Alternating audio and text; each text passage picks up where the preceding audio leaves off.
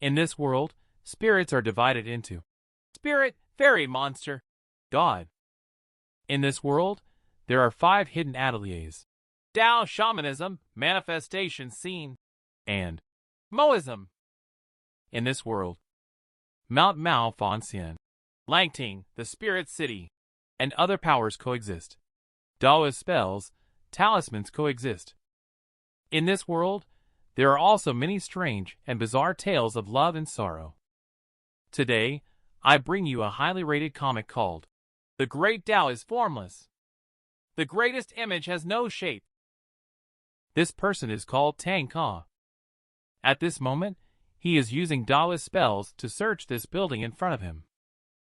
It is said that strange incidents have been happening in this building. The new tenants who have just moved in have been dying inexplicably. Tang Ka is here to investigate everything that is happening here.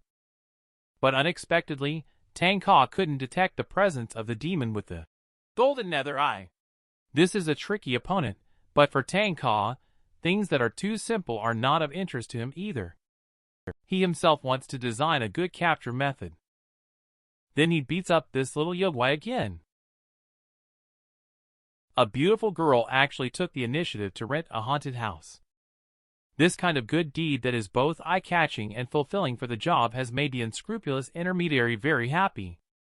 That night, the little girl successfully moved into the deceased person's bedroom, and she didn't mind at all.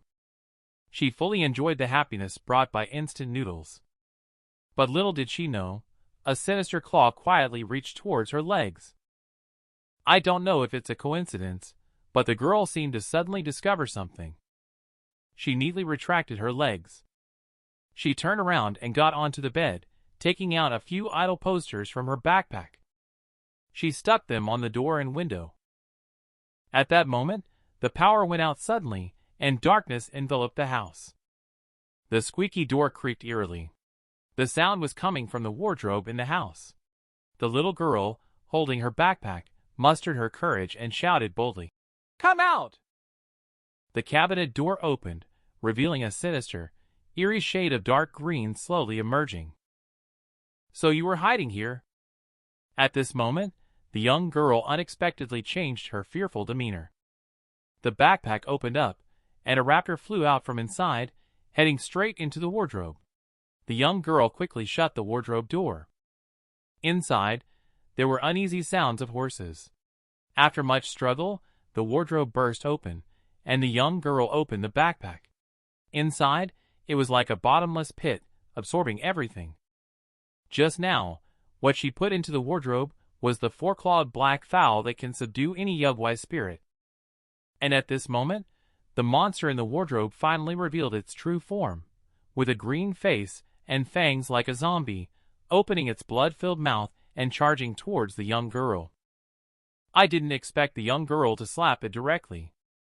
She was not at all afraid and directly punched the yogwai in front of her, causing it to flip over. The deduction of the young girl was indeed correct.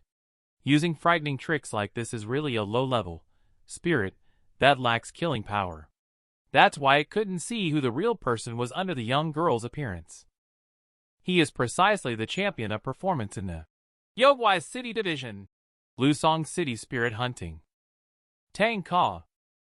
Because this yogwai can conceal its yogwai aura, Tang Ka originally thought it was a lust spirit, so that's why it disguised itself as a beautiful woman. The yogwai spirit in front of us has a more powerful hiding ability than a lust spirit. But in terms of lethality, Tang Ka can handle it with just one finger. But at this time, due to the effect of the 4-clawed black fowl, the invisibility that yogwai spirit is good at does not work. This yogwai spirit hurriedly fled towards the door.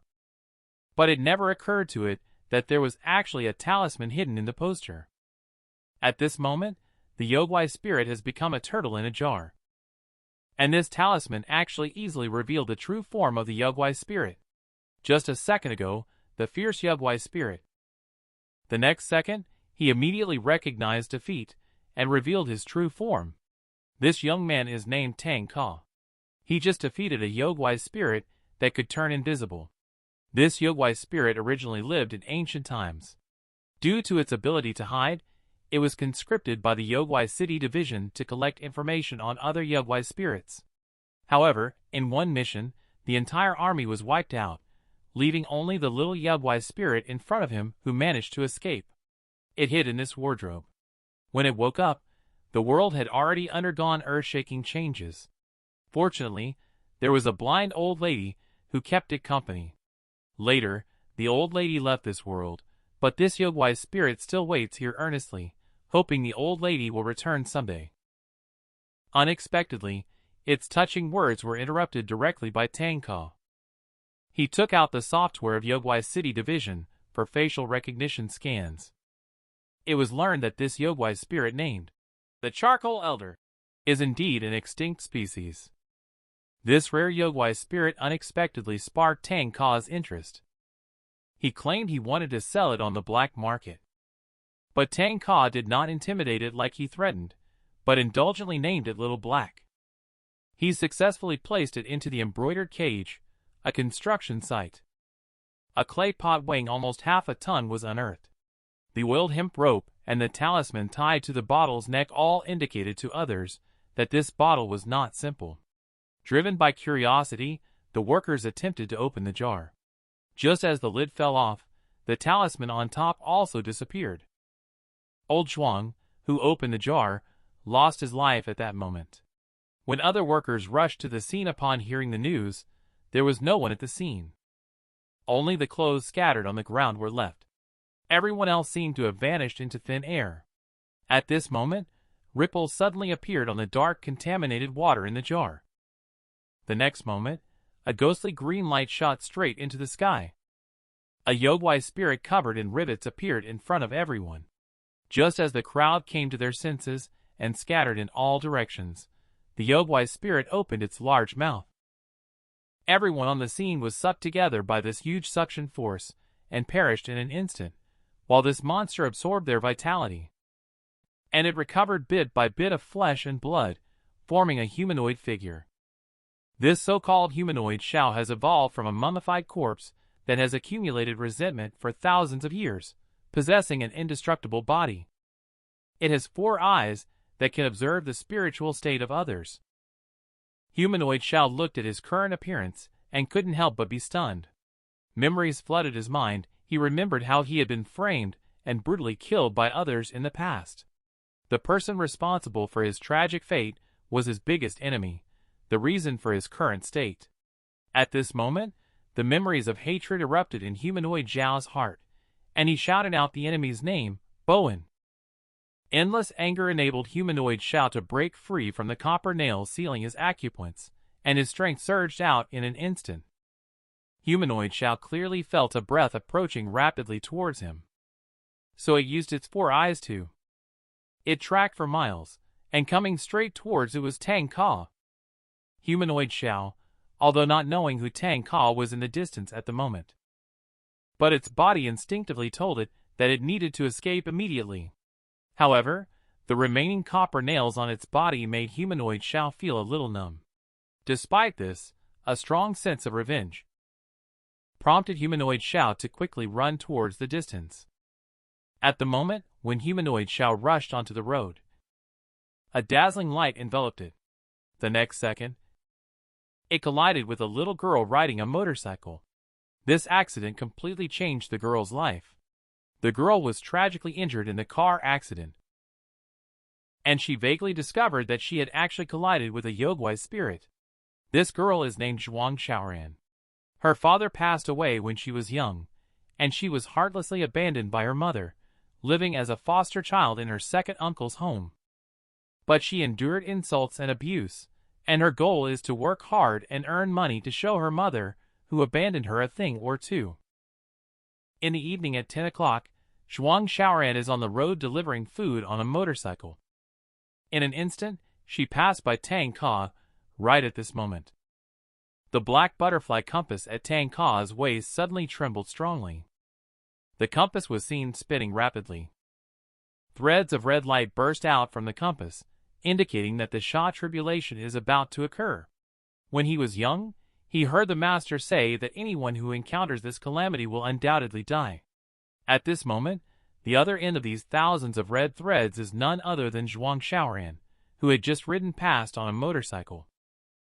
Just as Tang Ka was surprised, his own phone received a task. And it was a very rare A-level task. Time goes back to the scene of the car accident. Zhuang Xiaoran has already lost consciousness, and Tang Ka's powerful aura has also arrived nearby.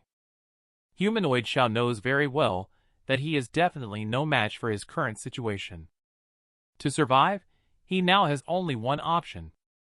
Humanoid Xiao slowly crawled towards Zhuang Xiaoran, releasing many green tentacles from its body. Those tentacles began to penetrate Zhuang Xiaoran's skin, allowing Humanoid Xiao to merge into Zhuang Xiaoran's body in this manner. Including blood and heart, they have both received varying degrees of enhancement. Even Humanoid Xiao's cells have merged with Zhuang Xiaoran. At this moment, Zhuang Xiaoran opened her eyes, but her gaze had already transformed into that of Humanoid Xiao. Tang Ka also arrived at the construction site. The whole construction site is lifeless. Killing so many people in such a short time, he must find the Yogwai spirit immediately. Zhuang Xiaoran, who was invaded by the Humanoid Xiao, is walking alone on the road. At this moment, not only have her injuries healed, but she has also grown defensive armor on her head. At this time, a wildcat brushed past Zhuang Xiaoran. The wildcat clearly saw that beneath the girl's appearance, there was actually a humanoid creature, and it seemed quite weak. The cat's evil intentions were immediately aroused. It is said that after Yogwai spirits eat humans, their spirit aura greatly increases. Then the Yogwai cat revealed its true form and pounced towards Zhuang Xiaoran. But unexpectedly, at this moment, Zhuang Xiaoran showed no sign of panic at all. With just one finger, she effortlessly cut the Yogwai cat in half. Ever since merging into Zhuang Xiaoran's body, the humanoid creature has actually broken free from the sealing power of the copper nails. Its full power has returned. It was seen kneeling with one knee on the ground. The next second, it leaped violently and dashed into the air, flying towards the crowded city area in front. Humanoid Xiao landed on the rooftop like a cannonball. It looked at the bustling street. It thought of the villagers who had persecuted it. It wanted to retaliate against this city, which might be the home of the descendants of the villagers who had persecuted it. Zhuang Xiaoran opened her mouth, and all the people in the city saw it. Vitality began to slowly fade away as countless green lights headed towards it. Do you know how powerful a Yogwai spirit that can destroy a city is? Even the leadership of the Yogwai City Division is overwhelmed and can't keep up. Command room inside the Yogwai City Division. The newly appointed commander. Han Longkue frowned. She looked ahead. The critical moment caused by Humanoid Xiao, it's already too late to reach Tang Ka's location. At this time, the secretary comes to report. The data shows that residents in Maoshan district will all die in less than 3 minutes. The only A-rank Yogwai City Division nearby is Tang Ka. Han Longkue at this time also made up his mind, ordering quickly to inform the Bureau of Punishment and Prisons to quickly contact the Night Watch Hall, and dispatch 2 Night Watchers according to the incident coordinates. The so-called Night Watcher is the guard of the Night Watch Hall in the otherworldly Langting, the Spirit City, managing the prisons and security of Langting, the Spirit City, including major unexpected events caused by Yogwai spirits in the human world. At this moment, behind Humanoid Xiao, a figure suddenly appeared in a crimson light of a formation. These 2 figures have humanoid forms, but with elf-like ears, wearing bronze masks. Their eyes emit a faint light, giving off a mysterious vibe. One of the Night Watchers sees only this Yogwai spirit in front of him. Can't help but feel that calling both of them over might be making a mountain out of a molehill.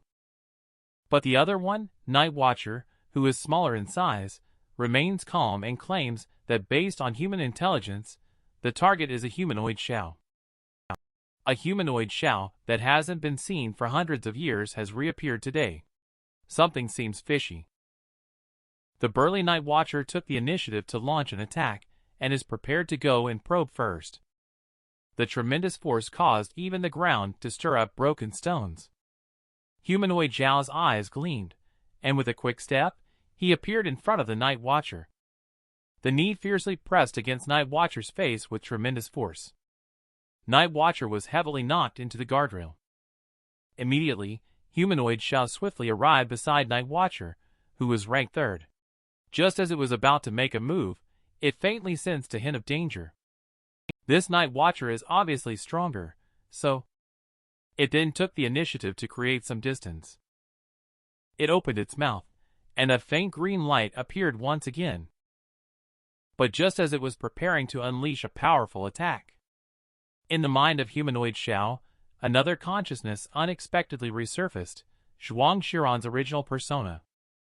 She and Humanoid Xiao's consciousness are vying for control of the body, the recently absorbed soul. At this moment, they all spat it out. The Night Watcher, who ranked 7th, based on the knee strike just now. He analyzed that this Humanoid Xiao should have both speed and strength rated as A rank. Upon hearing this, the third one launched an attack. He is ready to test how the defense of this Humanoid Xiao performs. With just a swing of the third brother's dagger, a move called Swift Frost Prison instantly freezes the body of Humanoid Xiao. But this move surprisingly doesn't have much of an effect on Humanoid Xiao. Humanoid Xiao broke free from the restraint using sheer brute force alone. At this moment, Humanoid Xiao once again regained control of this body and reclaimed dominance over his consciousness. Its momentum surged, but Lao Qi seized the opportunity. He launched a surprise attack on the blind spot of the person who set the trap, and successfully knocked Humanoid Xiao into the air with the steel claws in his hands. While Humanoid Xiao took advantage of the opportunity to soar into the air, he was firmly caught by Lao San. He brandished his sword towards the sky. Inky green ice cones enveloped Humanoid Xiao. Humanoid Xiao saw it, but couldn't avoid it. It instantly enveloped its whole body in black liquid. Underneath these densely packed ice stalactites, Humanoid Xiao is still unscathed. I had heard about Humanoid Xiao's hard capsule before, and it certainly lives up to its reputation today. At this moment, Humanoid Xiao has become even more arrogant. It is attacking Night Watcher recklessly, but just at this moment, a powerful binding force makes Humanoid Xiao unable to move. This is exactly what Lachi did with the time just now. He unleashed a secret technique. Heavenly stems and earthly branches lock firmly trapped Humanoid Xiao within this formation, gradually lulling even his consciousness to sleep. But this Humanoid Xiao has been cultivating for at least thousands of years. Heavenly stems and earthly branches lock can only barely restrain it for 2 minutes. At this time, although Humanoid Xiao is unconscious, it has already entered the hard capsule can protect Night Watcher's attack. There is little we can do to deal with her in the short term. The human realm and Yogwai City can actually communicate. It turns out they communicate through a jade seal. The current situation, although the human soul has been released and Humanoid Xiao has been controlled, it has not been killed yet. These souls cannot return to their original bodies yet, but Humanoid Xiao has already used the hard capsule. Night Watcher can't kill it at all before unsealing. 2 minutes later, Humanoid Xiao broke free from the restraints. Although Night Watcher is confident in defeating it, it will also drag out the battle.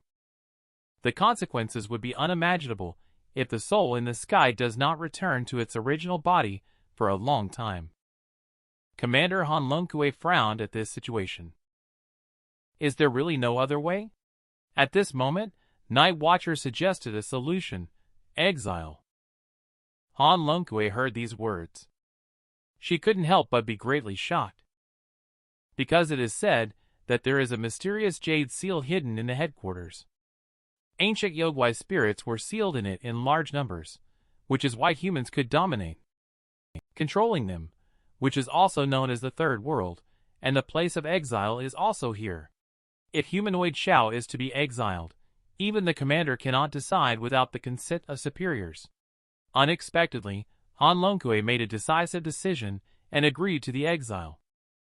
A matter of life and death, all responsibility will be borne by me, Han Longkui. It is a major decision. After Night Watcher confirmed the exile order repeatedly, he formed hand seals with both hands, and golden light shimmered all around his body, along with an unintelligible chanting. A beam of light shot up into the sky. The gate of heaven opened, and a faint halo descended. Tang Ka, who was rushing over, clearly saw the scene in front of him. Just now, another Sha tribulation appeared at the construction site, coincidentally in line with the targeted direction. Tang Ka couldn't help but feel a little worried. As the gate of heaven continued to open, a prehistoric behemoth slowly emerged, opening its abyssal mouth. A strong suction force enveloped Humanoid Xiao, slowly sucking Humanoid Xiao towards the sky. The red thread of fate is still connected to Humanoid Xiao, and Tang Ka sees this scene clearly. He couldn't help but sigh that the Yogwai spirit is unexpectedly so strong that it needs to be banished. But why is the same Sha tribulation still connected to it? And this back figure seems familiar, like I've seen it before. He remembered that she was the girl riding the cool motorcycle. Tang Ka quickly unleashed the golden nether eye. The girl in front of him, a human soul, and a Yogwai spirit have merged together. In other words, half of the Yogwai spirit in front of him is human. And Tang Ka, this fanatical fighter, has long wanted to go to the third world to have some fun. In this way, under the astonished gaze of everyone, Tang Ka made a crazy move. He leaped into the deep abyss of this monster with a giant mouth. Since ancient times, that place has been a one-way trip with no return. No one has ever come back alive. Do you know what is in the third world? It is said that no one can come out of there alive. In the Brahma world, when the gates suddenly opened, it greatly surprised some Yogwai spirits who were eating, and then they were filled with genuine joy. This Yogwai spirit, with wings, had been waiting for this day.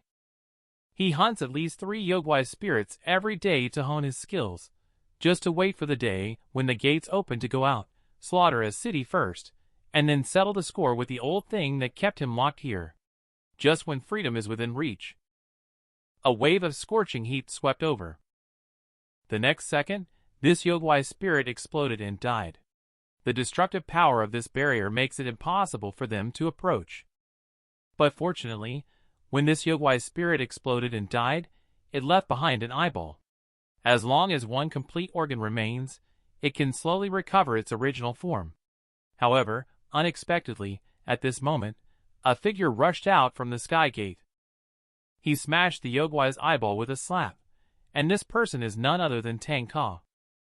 Tang Ka safely landed in a forest in the third world, and his goal was to find Zhuang Xiaoran.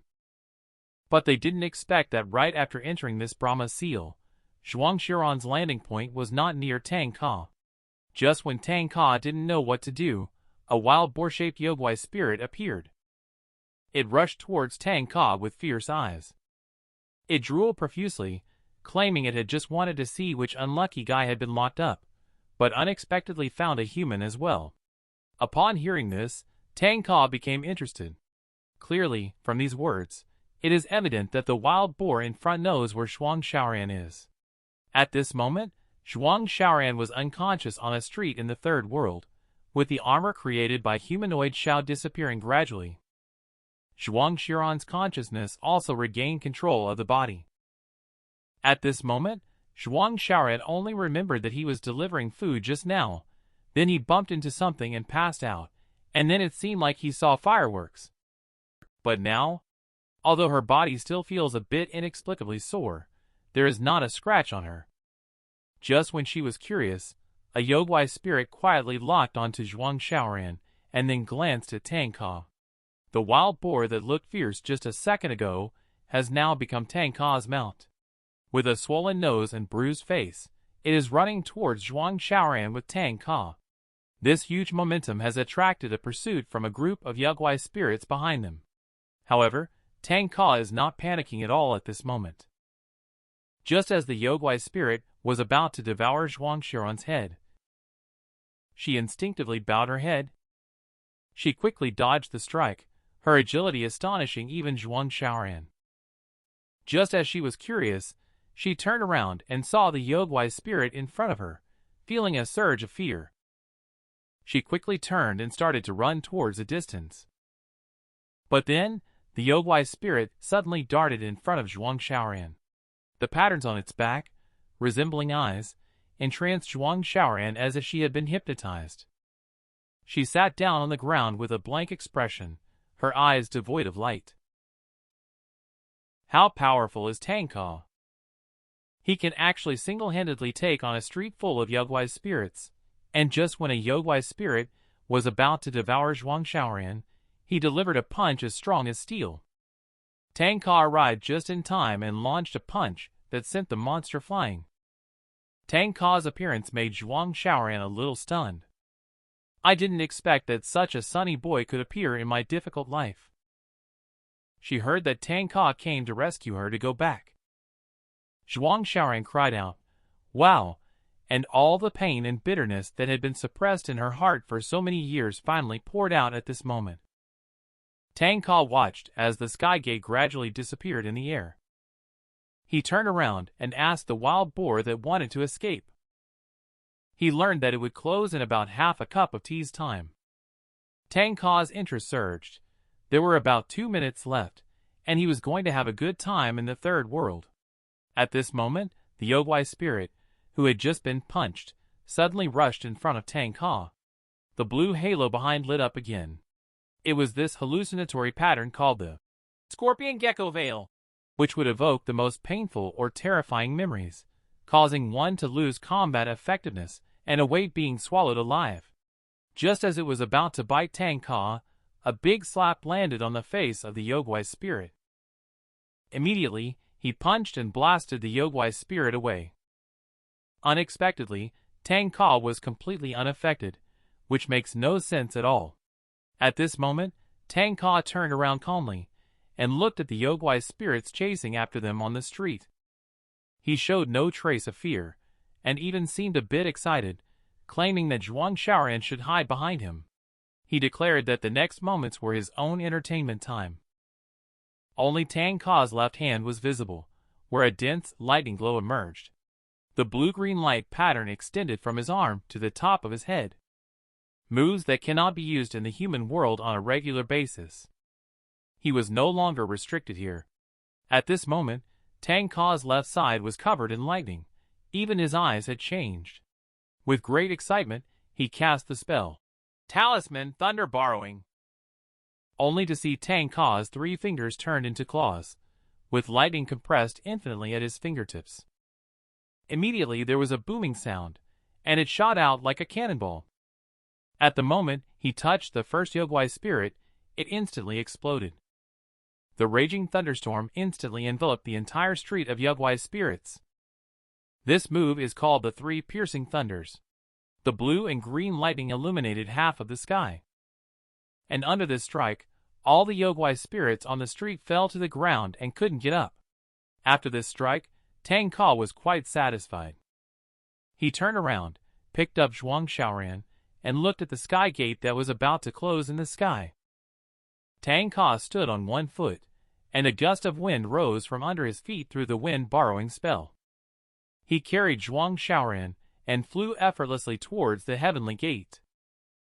The scene made the wild boar couldn't help but feel scared. Just now, with just a touch of his foot on the ground, he was able to use the wind inscription art, like an expert from the hidden atelier of the Dao. When practitioners use techniques, they inject their spirit aura into a talisman as a medium to cast spells. Mastering one type of talisman art is already impressive, but the person in front of him just used both thunder talisman art and wind inscription art. Not to mention, he doesn't even need a talisman as a medium to cast spells directly. Who exactly is this person? Meanwhile, a group of figures was observing from afar as Tang Ka, who was about to leave the third world, sought permission from his subordinates to investigate, only to be rejected by the person in front of him. Because at this moment, no one is allowed to leave the presence of the leader. And the leader they referred to, like an incubation, is currently in deep slumber within a crystal. Tang Ka returned to the real world with Zhuang Xiaoran. Have you ever seen how tough human skin can be? Even the thickest needle cannot penetrate it. Tang Ka successfully escaped back from the third world with Zhuang Xiaoran. They safely landed on the rooftop just now. At this moment, Night Watcher did not leave and said slightly angrily, "Good kid, we worked hard to banish it. How did you bring it back?" But Tang Ka claimed to have done a big favor for Night Watcher. At this moment, Zhuang Xiaoran unexpectedly transformed back into the appearance of Humanoid Xiao, looking at Tang Ka in horror. But unexpectedly, Tang Ka didn't say a word and just slapped its heavenly cover.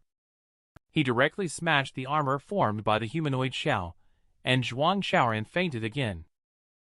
Night Watcher was slightly surprised at this moment, as he had struggled for half a day to control Humanoid Xiao, and he was actually knocked out with just one slap. Tang Ka supported the unconscious Zhuang Xiaoran and said loudly, "Take a good look. She is human now, right?" Night Watcher indeed felt the human aura at this moment, but just now, it was clearly Humanoid Xiao. Seeing the Humanoid Xiao in front of them transform into a human, Night Watcher no longer delayed. Since it involves humans, I have no right to interfere on my own, so I will leave first. But when the Night Watcher leaves, he cannot help but feel sentimental. There is a kind of ocular arts that can explore the souls of all things. What this person possesses should be the unique secret technique of the hidden atelier of the Dao. It's quite extraordinary to master ocular arts at such a young age. At this moment, the unmanned aerial vehicle behind him transmitted Han Longkue's angry voice. This made Tang Ka's hair stand on end, and under Han Longkue's anger, Tang Ka rushed back to headquarters within 3 minutes. Zhuang Xiaoran is lying in the testing room at the headquarters. The data shows that brain waves, blood pressure, and heart rate are all normal. When it came time to draw blood for sampling, the needle unexpectedly couldn't penetrate the skin. The doctors promptly switched to the largest needle, but still couldn't insert it. In helplessness, they had to use an electric drill to draw blood. Just now the system detected that those souls have all returned to their original bodies. Thankfully, they were subdued in time. There are currently no casualties in Humanoid Xiao's area. However, there are over 100 casualties at the construction site in the development zone. After hearing the report from his subordinates, Han Longkue couldn't help but fly into a rage. "Tang Ka, you went there and so many people still died?" But on second thought, if it were someone else, the consequences could be even more unimaginable. Blood sampling was finally successful through the sampling with an electric drill. Zhuang Xiaoran's blood displayed on the big screen is no different from that of a typical person. But the next second, a green light is emitted from the red blood cells. The blood under the microscope unexpectedly exploded. Just a drop of blood, and it shattered the microscope. I never expected it to have such power. Most of the brainwave data is normal, but there are some unknown electrical waves mixed in, tentatively attributing them to the influence of Humanoid Xiao. Furthermore, taking into account the reactions following the blood collection testing, the preliminary deduction is that when the young girl is conscious, her physical condition is no different from a human. However, assuming that the Humanoid Xiao's brainwaves take over the host, the body will undergo a transformation and become a Yogwai spirit. So at this time, Zhuang Xiaoran is a symbiote of human and spirit. How powerful is the most powerful head of the hidden atelier of the Dao in history? Even the turtle sitting down can speak. Zhuang Xiaoran's drop of blood did startle Han Longkue indeed, but Tang Ka could still slap Zhuang Xiaoran unconscious with one palm. He is also truly formidable. Currently, Zhuang Xiaoran is a human spirit symbiote, and the Yogwai City Division does not allow the confinement of Yogwai spirits, let alone an S-class time bomb. According to the protocol, Yogwai spirits should be confined in the Night Watcher world. However, Zhuang Xiaoran is half human. After much deliberation, before a solution was discussed at the higher levels, Han Longkui decided to place Zhuang Xiaoran in Tang Ka's home. Tang Ka naturally offered various excuses, and had promised the master before going down the mountain that he would not be close to women. But Han Longkui did not listen to Tang Ka's explanation at all, claiming, "Tang Ka, don't forget who has the final say on whether you can stay here or not." This kind of threat did work. As he was leaving, Han Longkui instructed Tang Ka to remember two things. First, not to disclose any information about the third world to anyone, and second, not to leave Zhuang Xiaoran's side for 24 hours a day. Tang Ka, who left the command post in a state of deep despair, felt like it was a doomed fate. At this moment, a red thread enveloped Tang Ka's body, connecting to a distant and ethereal mountaintop where a huge compass existed. Suddenly, several threads broke without any warning in front of the person by the compass, startling him. This person was sitting on a giant turtle, silently chanting, "The thread has broken." At the same time, this person received a call from Han Longkui. But Han Longkui's intended words were already well understood by this person. This also surprises Han Longkui somewhat. The man sitting on the turtle is indeed the 17th generation leader of the hidden atelier of the Dao. Li Chuan is also the master of Tang Ka. The old turtle he is sitting on has followed 5 generations of leaders, and already possesses spirituality. It expressed slight concerns and advised, "Aren't you afraid that by letting Tang Ka do as he pleases, there might be some mistakes in the future?" However, Li Chuan disagrees, claiming that everyone has their own destiny, and it's not something that can be controlled by you or me. Old Pine, you don't need to worry too much about it. Although just now, a few red strings broke during the Sha tribulation, it is still a good time to cast a divination. But it is still too early, but at least it indicates that there is still hope for Tang Ka. Zhuang Xiaoran's faint consciousness slowly awakens in the pitch-black space. After opening her eyes, she experienced a sharp pain in her head. And within this space, there is the consciousness of Humanoid Xiao, standing behind Zhuang Xiaoran.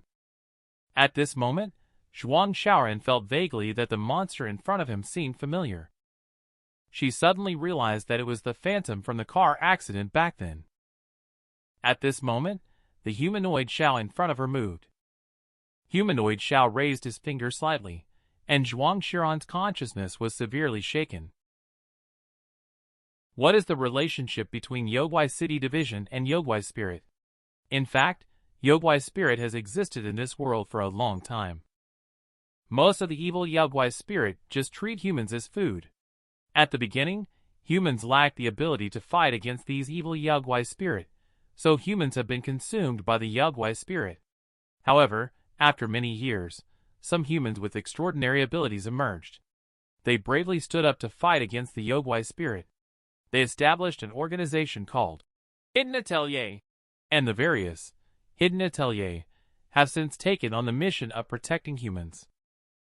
From then on, humans had the ability to counterbalance the Yogui Spirit, and the Yogui Spirit no longer acted recklessly. However, this also made human rulers begin to fear the power of the Hidden Atelier.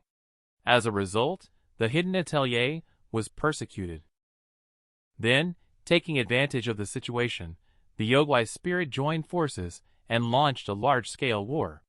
At this moment, the Hidden Atelier was powerless to fight back, hanging by a thread. The founder of the Hidden Atelier of the Dao used a jade seal to seal most of the Yogui Spirit inside it. This magical tool is called the Brahma Seal. After this event, the remaining Yogui Spirit signed a treaty with humans called Dread Top to coexist peacefully. Then the Yogui City Division was established to supervise the Yogui Spirit living in the human world and those Yogui Spirit who might pose a threat to humans. Zhuang Xiaoran suddenly woke up and wasn't sure if what she had just seen was a dream or not. And at this moment, she also doesn't know whose house she is in. Her clothes have also been changed by someone. She was first in a car accident and hit the monster from her dream just now, then saw fireworks, and was chased and killed by a disgusting monster, all in the end. A young man who descended from the sky appeared and defeated it. Is that young man actually real, or is he someone she has always yearned to be protected by and imagined up? Just as Zhuang Xiaoran was lost in her thoughts, the door suddenly opened. Tang Ka appeared in front of him wrapped in a bath towel. She couldn't believe that the person in front of her was the one she was going to undress for a bath. Zhuang Xiaoran couldn't help but blush and get furious. But in fact, this is not the case, bathed Zhuang Xiaoran. Suddenly, a fierce-looking, large Yogwai spirit appeared in front of Yogwai's spirit, which completely challenged Zhuang Xiaoran's worldview. Unexpectedly, Zhuang Xiaoran's reaction hurt the Yogwai spirit's self-esteem. The tall and big Yogwai spirit ended up crouching in a corner, crying. It turns out that despite this Yogwai spirit appearing so tall and big, in terms of human age, she is just a 5-year-old little girl. Although it looks like this, it is considered quite gentle among the Yogwai spirit. This is the first time Zhuang Xiaoran has heard of the concept of Yogwai spirit. She feels quite surprised. Tang Ka said that this world is originally a place where humans and Yogwai spirit coexist, and there is one inside Zhuang Xiaoran's body. And next, Tang Ka is going to do his job. Immediately, he pushed Zhuang Xiaoran onto the bed. How extensive are Tang Ka's skills and techniques? He can actually enter people's consciousness. Tang Ka can clearly see that there is much more Yogwai aura breeding inside Zhuang Xiaoran's body through his golden nether eye than he saw last time. If left unchecked, Zhuang Xiaoran's consciousness will be completely swallowed by the Yogwai spirit inside her body. Immediately, Tang Ka released the seals with both hands. He then poked towards Zhuang Xiaoran's brow. Spirit Walk spell, Wander the Dao, activating as Zhuang Xiaoran loses consciousness. Tang Ka's consciousness also leaves the body. The next moment, they appeared in Zhuang Xiaoran's consciousness world, while Zhuang Xiaoran's consciousness was gradually disappearing. If Zhuang Xiaoran completely disappears, Zhuang Xiaoran will die, but there is a solution. As long as before Zhuang Xiaoran disappears, just erase Humanoid Xiao's consciousness, and everything will be fine. At this moment, Humanoid Xiao has also regained consciousness. It clearly feels that the Tang Ka in front of it is also a consciousness. He is the one who has been chasing himself all along. He is able to know his exact location and relentless pursuit. Humanoid Xiao can't help but suspect that the person in front of him must be his enemy sent by Bowen. Humanoid Xiao immediately hit Tang Ka hard in the face with a punch. The huge force caused a gash on Tang Ka's cheek. Although this punch had an effect, at that moment, Humanoid Xiao's instinctual fight-or-flight response kicked in again. Is the person in front of you really that strong? He looks like an ordinary person. But why is he emitting dangerous signals all over his body? Tang Ka slightly admired and said, Truly worthy of the S level, actually able to harm me. Your attacks are very powerful. Now it's my turn to strike back.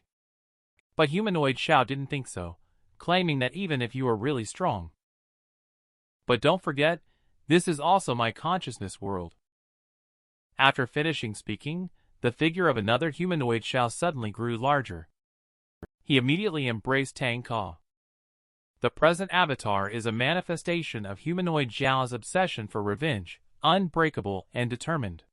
Humanoid Xiao believes that Tang Ka cannot break free. Moreover, in this realm of consciousness, he can create countless versions of himself. Although not as quick as himself, they possess similar strength to Humanoid Xiao. With so many avatars, each delivering a punch to Tang Ka is enough to turn him to dust. Immediately, these countless avatars all rushed towards Tang Ka in unison. Just as these countless punches and kicks were about to make contact with Tang Ka easily broke free from Humanoid Xiao's restraint, suddenly radiating light. An immense aura burst forth at a glance. At this moment, Tang Ka is like a giant winter. How strong is the power of the Humanoid Xiao, who is under the supervision of Tang Ka at this moment? At this moment, the giant-like Tang Ka casually leaned forward. He then crushed the thousands of avatars that Humanoid Xiao was so proud of. The difference in strength is truly astounding. I saw Tang Ka extend a huge palm and simply gave Humanoid Xiao a brain burst. But this power is like a cannonball, directly smashing Humanoid Xiao's head into pieces. Tang Ka also returned to its original shape, although Humanoid Xiao had lost the ability to resist. But its consciousness has started to recover, indeed very tenacious. Tang Ka couldn't help but think of the Bowen mentioned by Humanoid Xiao just now. Bowen should be its enemy before its death. What kind of experiences did it go through to make it become the way it is now? At the moment when Humanoid Xiao was defeated, Zhuang Xiaoran's body also recovered. The top priority now is for Zhuang Xiaoran to come up with a container in his own consciousness to seal Humanoid Xiao. Under the urgent situation, Zhuang Xiaoran is also uncertain about what to do. In the end, under her numerous deliberations, she unexpectedly envisioned a lipstick. The lipstick tightly sealed Humanoid Xiao's consciousness. Although the object she envisioned was somewhat absurd, it indeed worked. Including Tang Ka, neither of them noticed the figure of another person hiding in the corner, nodding meekly. A distant memory was awakened, and Humanoid Xiao's consciousness returned to that cold rainy day. Her body was very cold and heavy, with occasional sharp pains. Her blood on the ground had not yet dried. An evil and mocking laughter rang out as the person stepped on the pool of blood. Turning back, he sneered disdainfully. "I'm sorry, Su Yeqiao." Zhuang Xiaoran regained consciousness at this moment. Tang Ka once again recounted to Zhuang Xiaoran the series of bizarre encounters today. Although Zhuang Xiaoran was reluctant in every possible way to stay at Tang Ka's house. But due to the reappearance of Humanoid Xiao, staying by Tang Ka's side was undoubtedly the safest choice. After all, Tang Ka gives the impression of being invincible and naive. At 10 o'clock in the middle of the night, Zhuang Xiaoran, who was sound asleep, suddenly grew a tail. This tail did not disappear until the next afternoon. At the moment Tang Ka discovered it. The tailbone, like a sharp blade, directly attacked Tang Ka. The speed of the attack was so fast that it arrived in the blink of an eye. Tang Ka successfully dodged the tailbone's attacks every time with his body's skills. And without exposing any loopholes, he firmly grasped the opportunity to strike the tailbone empty-handed. He rushed quickly towards Zhuang Xiaoran. Just as he was about to reach Zhuang Xiaoran, Tang Ka quickly lowered his body, with a sharp bone tip pressing closely against Zhuang Xiaoran's brow. At the moment it was about to pierce through, he stopped. What are the benefits of having a symbiotic relationship with a spirit? Zhuang Xiaoran unexpectedly grew a tail. After several attempts by her to probe it, Zhuang Xiaoran discovered that she could actually control this tailbone. With only the strength of this tail, Zhuang Xiaoran can be considered a B-rank Yogui spirit. Not only can Zhuang Xiaoran control it, but it will also protect her automatically. This can only be considered as a lucky gain after an unfortunate event for her. After mastering the manipulation of the coccyx, coupled with observations of Tang Ka, Zhuang Xiaoran unexpectedly harbored the idea of joining the Yogui City division. This made Tang Ka feel a headache just at this moment. Tang Ka received a message from Han Longkui on his phone and found out that all his tasks had been terminated. A sense of loss surged in his heart. At this moment, Zhuang Xiaoran unexpectedly had the idea of taking on private gigs. Take charge of receiving orders personally, then split the payment for eliminating monsters with Tang Ka on a 70/30th basis. Zhuang Xiaoran is leaving crazy messages in the supernatural forum. Collect information. And so, the two became partners in handling private jobs. I didn't expect that early the next morning, a big order came in. The client seemed very anxious and had already sent someone downstairs to meet Tang Ka and the other person. But the person in front of them was covered in dust, which surprised Zhuang Xiaoran. The two people with scarred faces, looking serious, involuntarily made Zhuang Xiaoran think of the Red Wedding. The atmosphere in the luxury car was particularly oppressive. The two bodyguards remained silent, with serious expressions on their faces. Zhuang Xiaoran was also extra cautious, closely watching the person in front of him. At this moment, Tang Ka did seem very relaxed. He turned to Zhuang Xiaoran and asked, "Can you also sense it?" They are both Yogwai spirits. After listening to Tang Ka's words, Zhuang Xiaoran also confirmed her thoughts in her heart. She thought she was just seeing things when she saw two ghostly figures just now.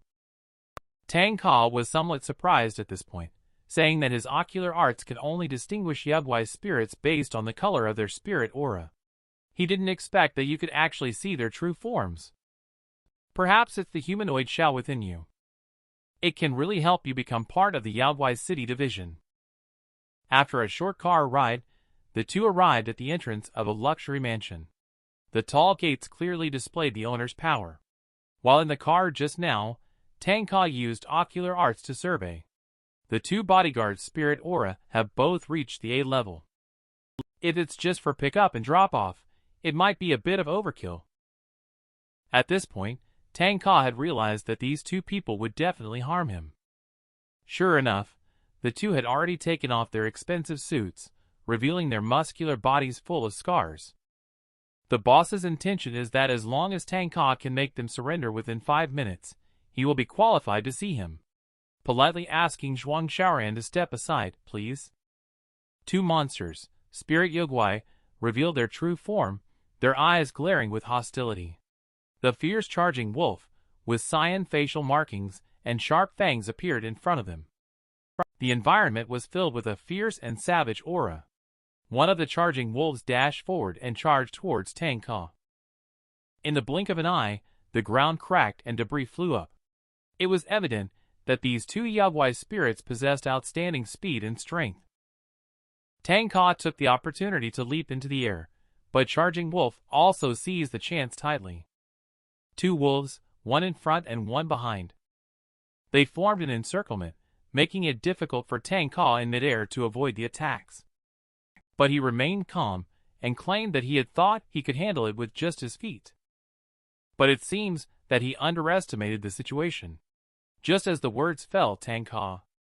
He pulled out the hands hidden in his trouser pockets. A sudden loud explosion sound rang out from the sky. How powerful is the golden radiance spell that Tang Ka uses? It's like an invisible wall that I cannot see. In the sky, Tang Ka loosened up and colorful lights cast numerous lingering shadows. The glaring light made Zhuang Xiaoran unable to open her eyes at all. She could only hear the sound of the light cracking through the air like a whip. Within just a few short seconds, the two charging wolves were covered in injuries. They roared and exerted all their strength as they once again encircled Tang Ka. But unexpectedly, Tang Ka's fist struck first, grabbing towards the heads of the two wolves. Even though the two wolves now had the thought of not wanting to fight, it was already too late. Tang Ka easily grabbed the heads of the two wolves and forcefully smashed them together. This blow made the two wolves see stars in their eyes and feel dizzy. They heavily fell to the ground and lost their combat ability. All this happened in the blink of an eye. Zhuang Xiaoran had no idea what was happening. The smoke cleared, and Tang Ka calmly asked Charging Wolf, "Have you surrendered?" Even though they have lost their fighting power, the Charging Wolf clan will never give up, roaring and shouting to fight again, even if there is only a glimmer of hope. Tang Ka, seeing the Charging Wolf's determination, earnestly threw a punch towards the Charging Wolf's head. In that moment, the Charging Wolf felt a chilling sensation. The pressure from this ordinary punch was enough to destroy a city. Unexpectedly, the momentum caused the Charging Wolf, who was still strong and resolute just a second ago, to directly back down. Zhuang Xiaoran, who was watching from the side, was also completely shocked. Only 5 seconds have passed since the fight started, and this fierce and evil person, oh no wolf, is now wagging its tail.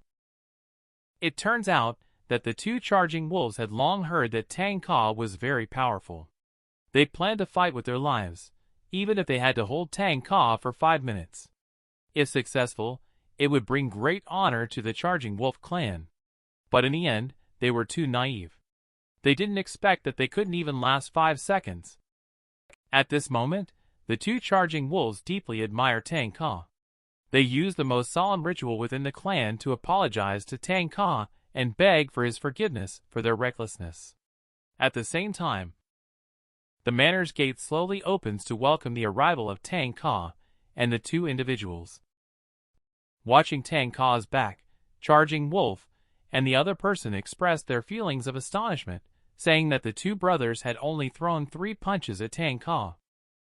But there is always a feeling that, although they hit him, it seems like they didn't actually make contact with his body. It feels as if there is an invisible wall protecting Tang Ka. They initially thought it was an illusion, but now it seems that Tang Ka's clothes are completely undamaged, just like the rumors say about this youth named Tang Ka. He is a mysterious monster. Tang Ka and Zhuang Xiaoran walked on the path in the manor. Zhuang Xiaoran couldn't help but ask, "Tang Ka, how old are you to be so skilled? Did your master teach you all his unique skills?" Just as the two were chatting, a black bean in the grass suddenly opened an eye. This person's swordsmanship is very meticulous. He can actually dismember a fly in an instant. Actually, today this order was not taken by Zhuang Xiaoran. This morning, someone inexplicably came to entrust me. But it has come to this. These things are not important for Tang Ka anymore. Tang Ka and the two of them walked into the mansion's reception room. The chairman was standing with his back to the door, looking out the window, with a bodyguard next to him. This person had red hair and was wearing a skull bull mask, giving off a feeling as if he often licked blood from the blade. The bodyguard knew that Tang Ka defeated Charging Wolf in just 5 seconds and wanted to try it out himself. After all, those two Charging Wolves were covered in scars from the injuries he had inflicted. And besides, he defeated them in just 2 seconds. At this moment, a fly flew over his head. A skeleton-headed bodyguard, with a sharp blade unsheathed. Where the swords passed, they left traces of shadows, shining like stars. In the blink of an eye, the blade has returned to its sheath, and the fly from earlier has been dissected meticulously like a skilled butcher working on an ox. I'm not sure if it's our blade that's fast or your fist that's fast. As soon as the words fell, the skull-headed bodyguard immediately swung towards Tang Ka. Before Tang Ka could react and defend himself, the bodyguard's move, soaring fish at dawn, had already enveloped Tang Ka with several slashing attacks. The bodyguard unexpectedly crashed through the glass like a bullet. He flew out of the window. The battle just now. The bodyguard's blade clearly struck Tang Ka, but he seemed unscathed. Tang Ka was still somewhat angry at this point, claiming that he despised impolite individuals the most and suddenly attacked. The chairman saw Tang Ka's impressive skills and couldn't help but applaud, stating that the Yogwai City Division's performance was outstanding and Tang Ka's reputation was well-deserved. "You can instantly defeat my strongest bodyguard by my side. It seems that this order belongs to you, Tang Ka." The chairman continued to say that his son went missing in an ancient mansion. The Yogwai City Division investigated last night. They couldn't find any trace. But I firmly believe he is inside. If it's a Yogwai spirit haunting, even the Yogwai City Division wouldn't be able to detect it, then it must be very strong. So I earnestly ask for help to find my precious son. No matter how much it costs, it's fine. At this point, the chairman is already in tears, crying inconsolably. Tang Ka and the other person heard that he is very strong and has a considerable revenge, so they immediately became interested. They immediately took on this order and promised to help find the son. As soon as the voice fell, a child's figure appeared outside the door. It was the chairman's son, who had found his own way back.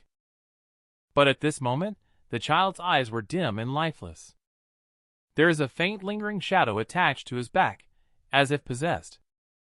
The little boy is missing 3 of his 3 souls, and 7 of his 7 spirits. He will die after midnight tonight. After the chairman's son returned, he became like a vegetable, with eyes wandering and a vacant expression. Zhuang Xiaoran clearly saw above the child. There is a shadow of a soul above, as if in great pain. Tang Ka couldn't help but admire the ocular arts of the person, indeed very powerful. The chairman is very worried at this moment, and hurriedly asked Tang Ka to save his precious son. In Tang Ka's view, the child in front of him is missing 7 souls from the 3 souls, commonly referred to as the loss of spirit. If the 7 souls are not recovered by midnight tonight, he will die. The chairman became even more anxious when he heard this, declaring that his son was his only beloved. His mother passed away early, and he was willing to spare no expense to save his son, even if it meant spending all his assets. At that moment, Zhuang Xiaoran suddenly discovered that there was something else in the right ear of the little boy in front of him, which was red. After hearing this, Tang Ka quickly came to the side of the little boy and formed hand seals. He used the Daoist invocation, spirit binding right. At this moment, something unknown slowly wriggled out from the boy's ear. The next second, that thing shot out suddenly. The tremendous force caused the floor to split. But after being slapped by Tang Ka, it fled far away. Tang Ka was slightly surprised that after being hit by himself, it could still escape smoothly. Tang Ka hastily followed closely behind and chased out. The thing unexpectedly fast speed let Tang Ka have interest. Just seen Tang Ka each time capture all be this little being perfect dodge, let before being hit out of the window bodyguard see some embarrassment. He thought this was a good opportunity to show off. Crescent Fong, Flying Fish Flash, he was ready to strike. Just when Tang Ka was chasing after the elusive little bean, a light screen formed in front of the black bean. The next second, the bodyguard's knife swiftly followed and cut off the fleeing little bean. He successfully regained some face in front of Tang Ka. He happily chattered away next to Tang Ka, claiming that his defeat upstairs was due to his carelessness. He then wanted to fight Tang Ka again, but Tang Ka ignored him. The green spirit aura just now seemed familiar. And at this moment, what he held in his hand was just an ordinary black bean. Tang Ka suddenly realized, could this be the bean-casting incantation? This is indeed a spell from the hidden atelier of the Dao Fengxian faction. But weren't they exterminated long ago? At this time, on the rooftop of a building. The man had golden hair and blue eyes, holding a smoking pipe, exhaling smoke rings, leisurely enjoying tea and reading. He claimed that one of his beans had gone bad. If he could force out his own beanman, he should be from the same faction as Mount Mao. They may not be able to avoid meeting each other real soon. At the same time, the bodyguard, ignored by Tang Ka, took the initiative to lift his mask and declared that revealing his identity as a hired freelancer was a very dangerous thing to do. But you are qualified to see my true face. I am freelancer Tang Saber Chiozine. Did not expect, Tang Ka actually did not even look and went towards the door. He also did not forget to explain to Zhuang Xiaoran, claiming that people like Chiozine are awakened spirit aura practitioners, commonly known as superhumans. And everyone has spirit aura, and he promised to help Zhuang Xiaoran awaken her spirit aura in the future. And at this moment, there is a hint of loneliness in Tang Ka's heart. If it is really done by the Fengxian faction to bring shame to the sect, he will definitely not show mercy. At midnight, Tang Ka and the two of them arrived at Ink-Washing Manor. The reason they came at night is that this kind of expert in concealment only shows the most obvious Yogui aura at night. Zhuang Xiaoran looked at the gloomy ancient mansion in front of her. Suddenly, a voice sounded in her mind. Don't go in! There are unclean things inside this ancient mansion. Tang Ka can't even leave. Whose voice echoed in Zhuang Xiaoran's mind? The voice warned her not to go in, and Zhuang Xiaoran couldn't help but feel scared. I don't know if the Yogui spirit inside myself is awakening again. In a moment of terror, a familiar scene appeared in my mind. Zhuang Xiaoran saw a wine barrel in front of him tied up with hemp rope. A figure slowly crawled out of the wine barrel. This person was the original dried corpse, but now he was slowly regaining flesh and blood. Only the face remains blurred, he moaned in pain. He didn't want to be locked up again. At this moment, he was skinny, weak, and helpless. Zhuang Xiaoran unknowingly shed tears at this moment, and knelt down on the ground. She clearly felt the child deep in her consciousness. His fear, pain, and loneliness. Tang Ka said that this may be the fusion of memories of Humanoid Xiao. Occasional crossover is also normal. Zhuang Xiaoran wiped away tears, and said that Humanoid Xiao also reminded her not to enter. And she didn't know if she was being influenced by it. Just standing at the door, she could feel an extremely strong sense of unease. Tang Ka now understood why when she caught people before, they always managed to escape in advance. It turned out that not only was ocular arts more powerful than herself, it also had super strong perception. Tang Ka was naturally not afraid of these dangers, and confidently said, "With me around, what are you afraid of? Stand behind me when in danger." The magnificent figure reminded Zhuang Xiaoran of various past experiences once again. She couldn't help but feel a warm feeling surging from her heart. Tang Ka really made her feel secure. Following closely behind Tang Ka, she entered the ancient mansion. But just as she stepped into the ancient mansion, Zhuang Xiaoran instantly felt a chill down her back, as if someone was spying on her from the shadows. She clearly sensed that the atmosphere around her had suddenly changed. She quickly called Tang Ka, and they both went out together. Sure enough, as soon as they stepped out, the two of them seemed to have entered some kind of barrier. The ancient mansion was already floating in midair. Tang Ka realized that he had entered another space. Without saying a word, he immediately used a talisman to suppress himself, intending to destroy the barrier with brute force. The three piercing thunders shined brightly in the sky. The massive attack once again illuminated the sky, but it seemed to have hit cotton, with no response at all. This is still the first time Tang Ka's attack has failed. This made him feel a bit hurt in his self-esteem, so he angrily walked towards the ancient house. This Yogwai spirit is called the Fallen Head Clan. It can extend its neck and arms. It could create multiple arms, itself not possessing any killing power, but releasing a fake powerful Yogwai aura to scare away enemies Tang Ka and Zhuang Xiaoran. They enter the ink-washing manor, but cannot detect any spirit aura or Yogwai aura here. It seems that there is a powerful individual lurking in this place. Just at that moment, a handful of wrinkles slowly reaches out from behind the two. The palm unknowingly arrives by Zhuang Xiaoran's side, without being noticed at all. So much so that this disgusting palm has already touched Zhuang Xiaoran's cheek. Zhuang Xiaoran was scared to the point of almost losing her soul. Just when Tang Ka looked at Zhuang Xiaoran, the same palm attacked Tang Ka. But unexpectedly, Tang Ka didn't even turn his head and steadily caught the attacking tentacle.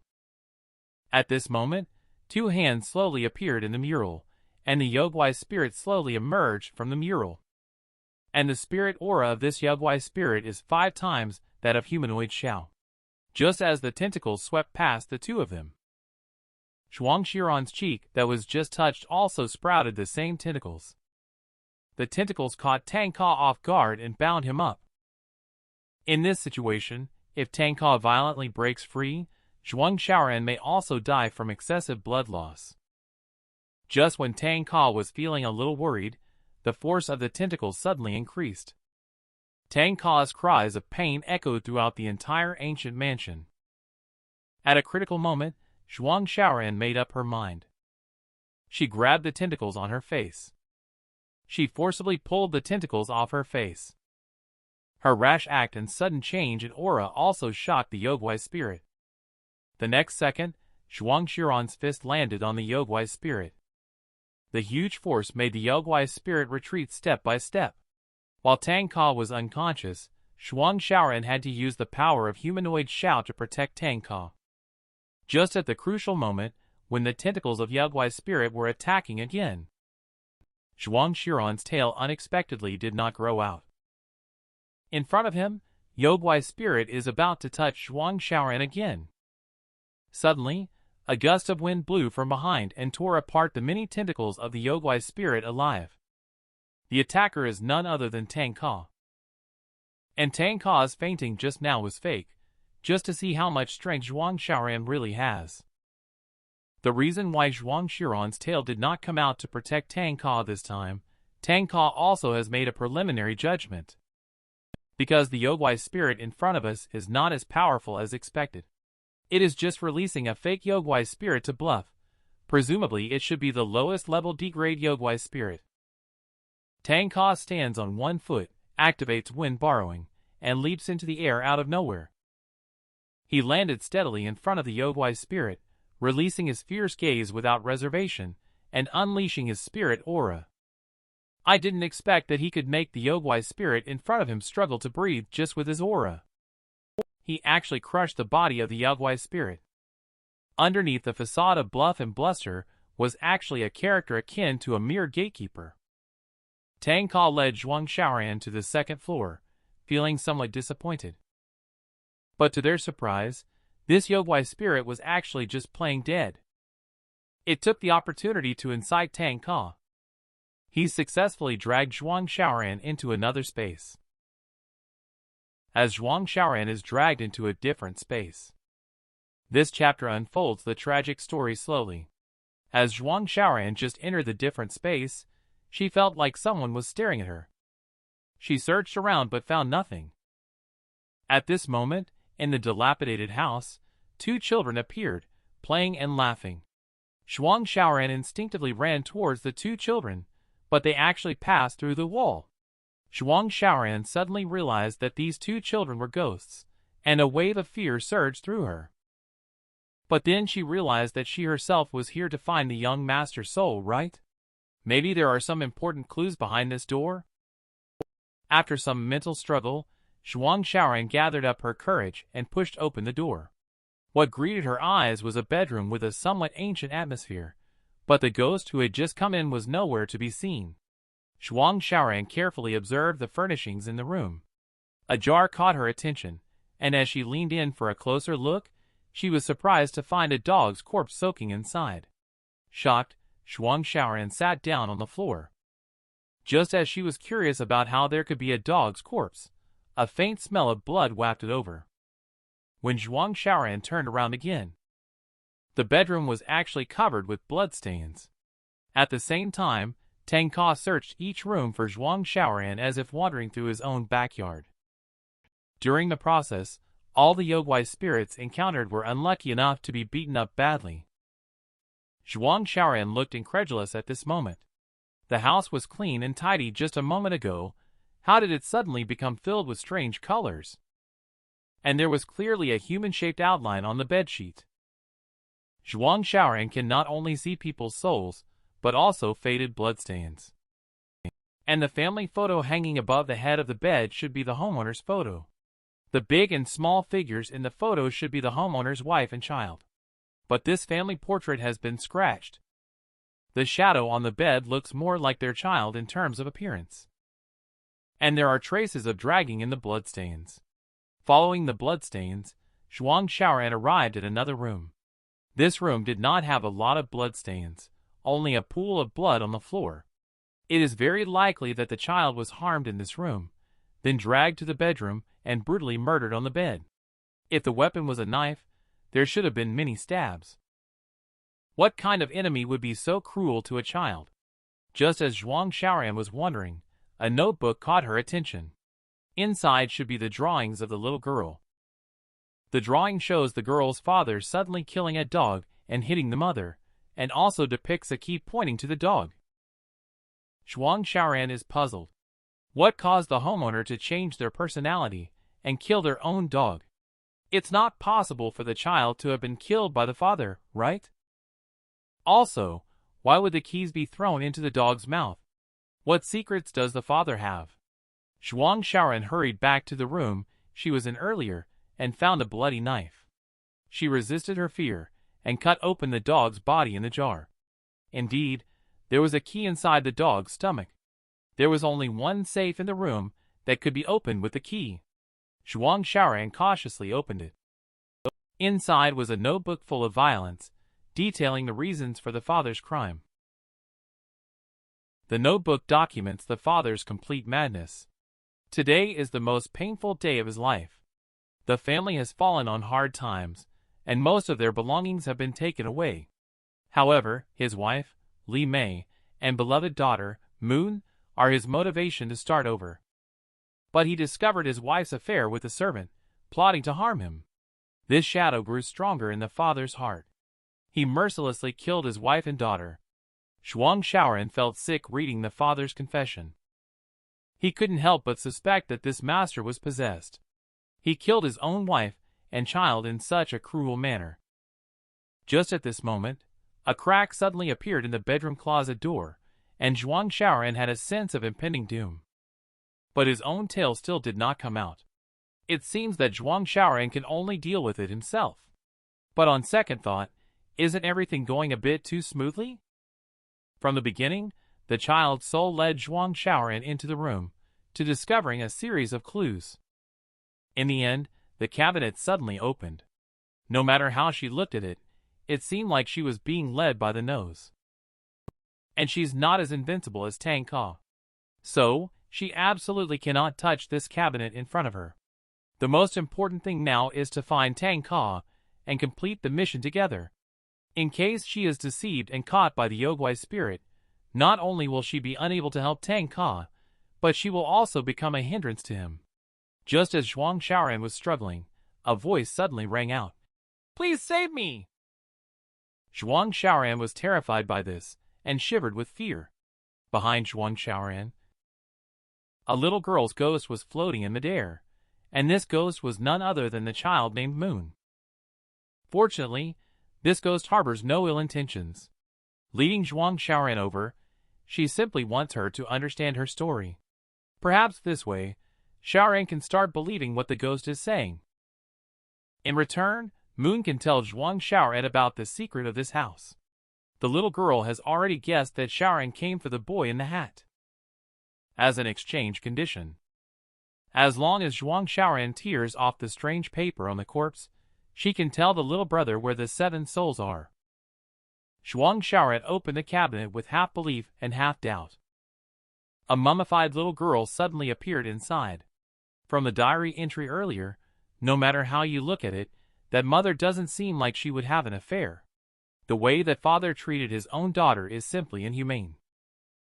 She looked at everything in front of her, and a memory suddenly appeared in Zhuang Xiaoran's mind, a sealed wooden tablet covered in seals, a large jar bound with coarse hemp rope. The wicked smiles on the faces of the people around made Zhuang Xiaoran furious at this moment. Humanoid Xiao has occupied her consciousness. See. In an instant, it grabbed and removed the talisman on the corpse's head. The soul of the little girl was relieved and saw my father. Tears of gratitude slid down the little girl's cheeks as she expressed her gratitude to Zhuang Xiaoran. But the current Zhuang Xiaoran is completely different from before. Fierce, wild madness fills her eyes, and her tailbone has grown out. "I am not your sister. My name is Su Yeqiao," she said, waving her tailbone. "Cut the girl's soul in half."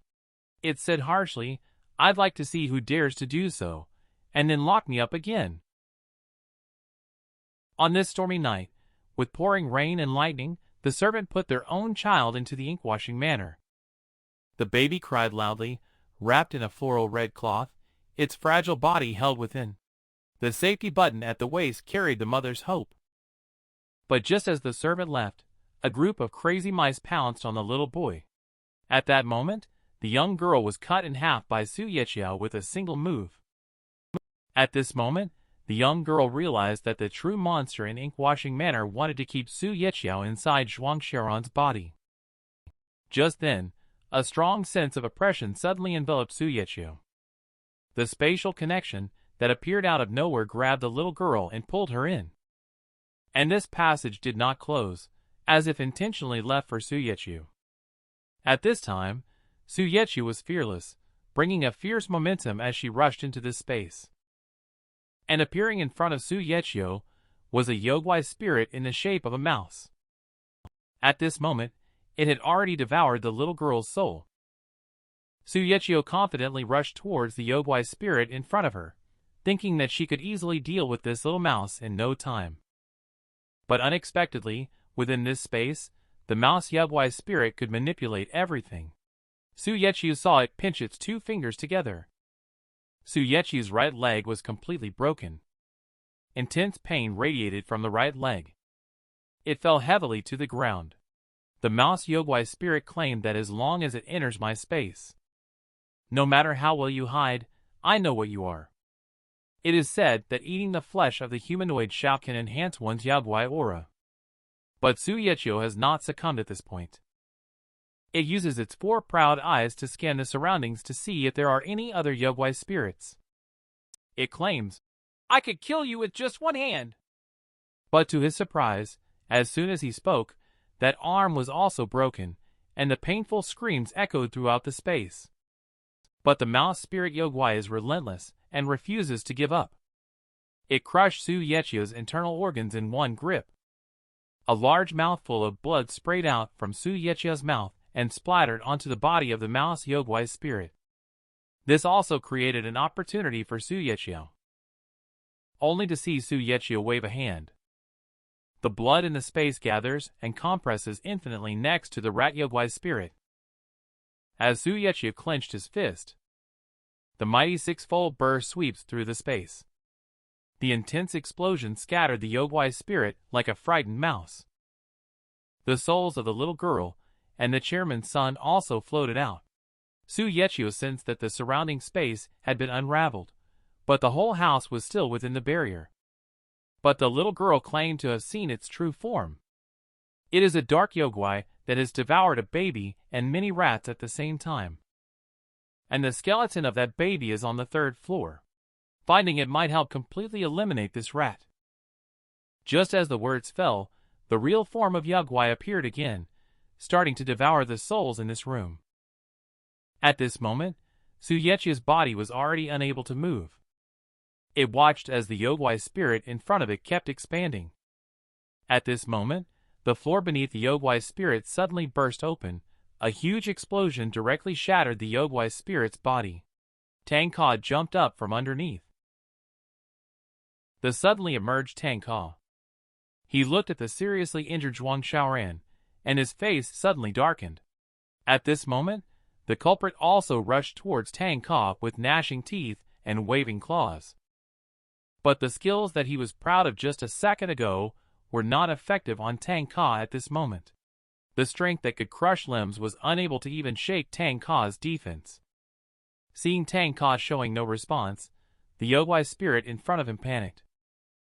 And this sudden attack also struck a nerve with Tang Ka. Tang Ka activated the Thunder Talisman, and lightning crackled all around him.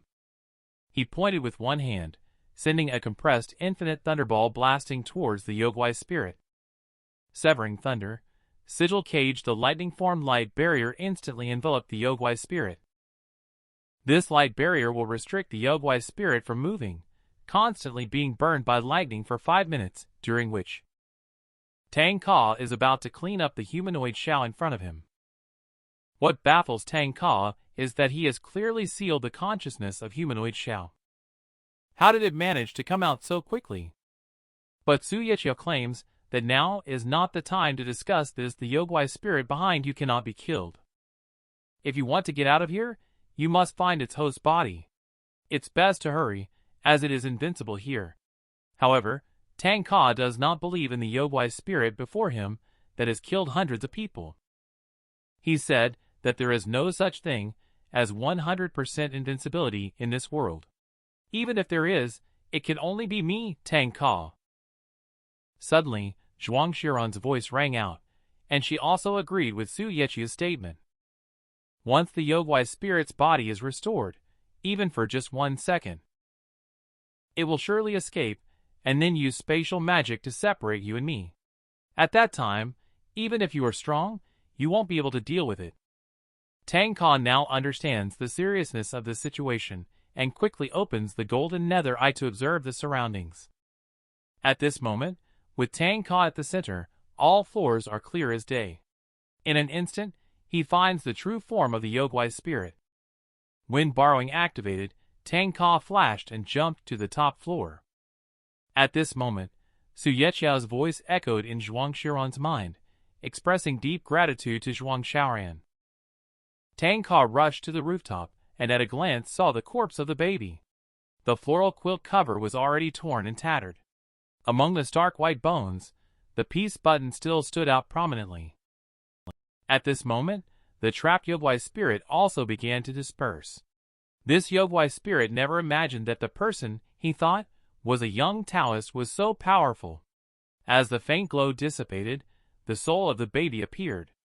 Its greatest desire was to see its mother. This tragic story came to an end amid the cries of the baby's hooves.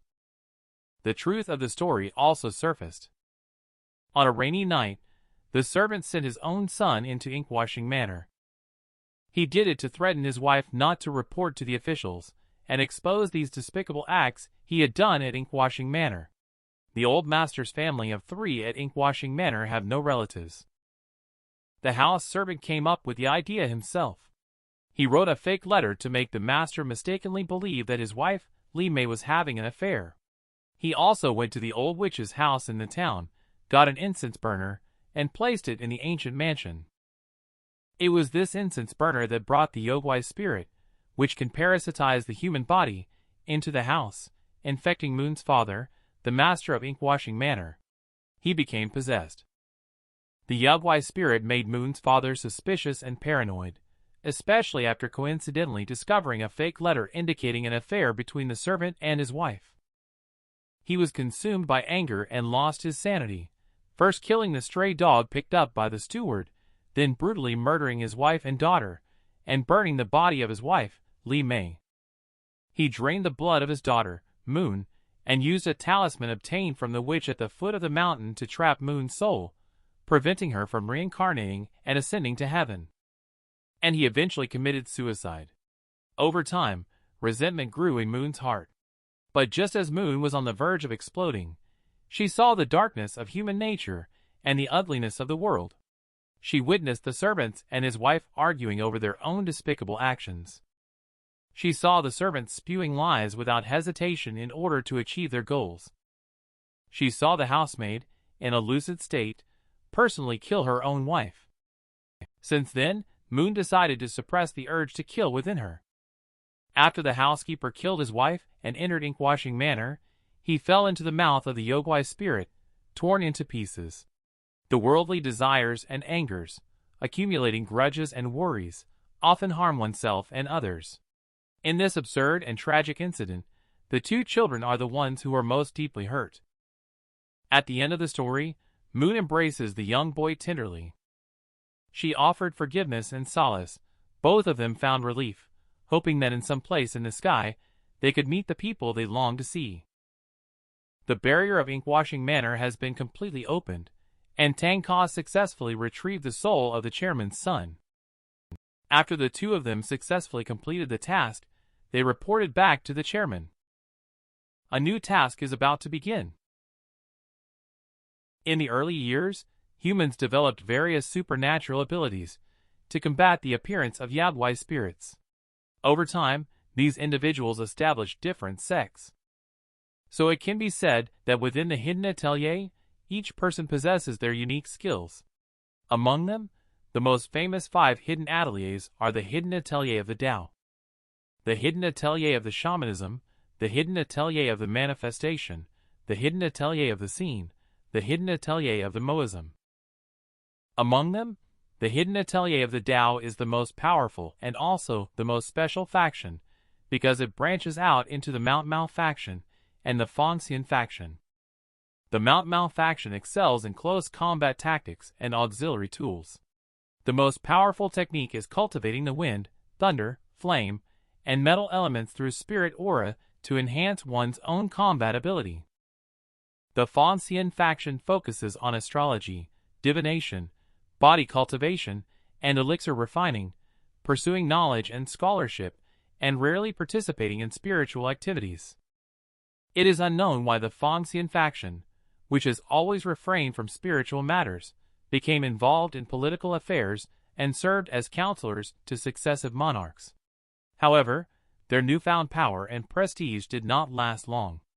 A large-scale war between humans and Yogwai spirits, known as the Battle of Julu Gate, erupted. The hidden atelier struggled to resist the continuous onslaught of Yogwai spirits attacking the city. At the critical moment, all members of the Fanxian faction mobilized. It was in this battle that the Fanxian faction suffered a tragic extinction. This statement is identical to the record in the Yogwai City division. Since the Fanxian faction, they had already been wiped out. What about the black bean men hidden in the ears of the chairman's son? Tang Ka then stated that the black bean man was a unique secret technique of Fanxian called bean casting incantation, which involved transforming plants into spirits. It requires a high cultivation level from Fanxian occultists to generate. This technique has never been passed down, so there must be surviving Fanxian occultists.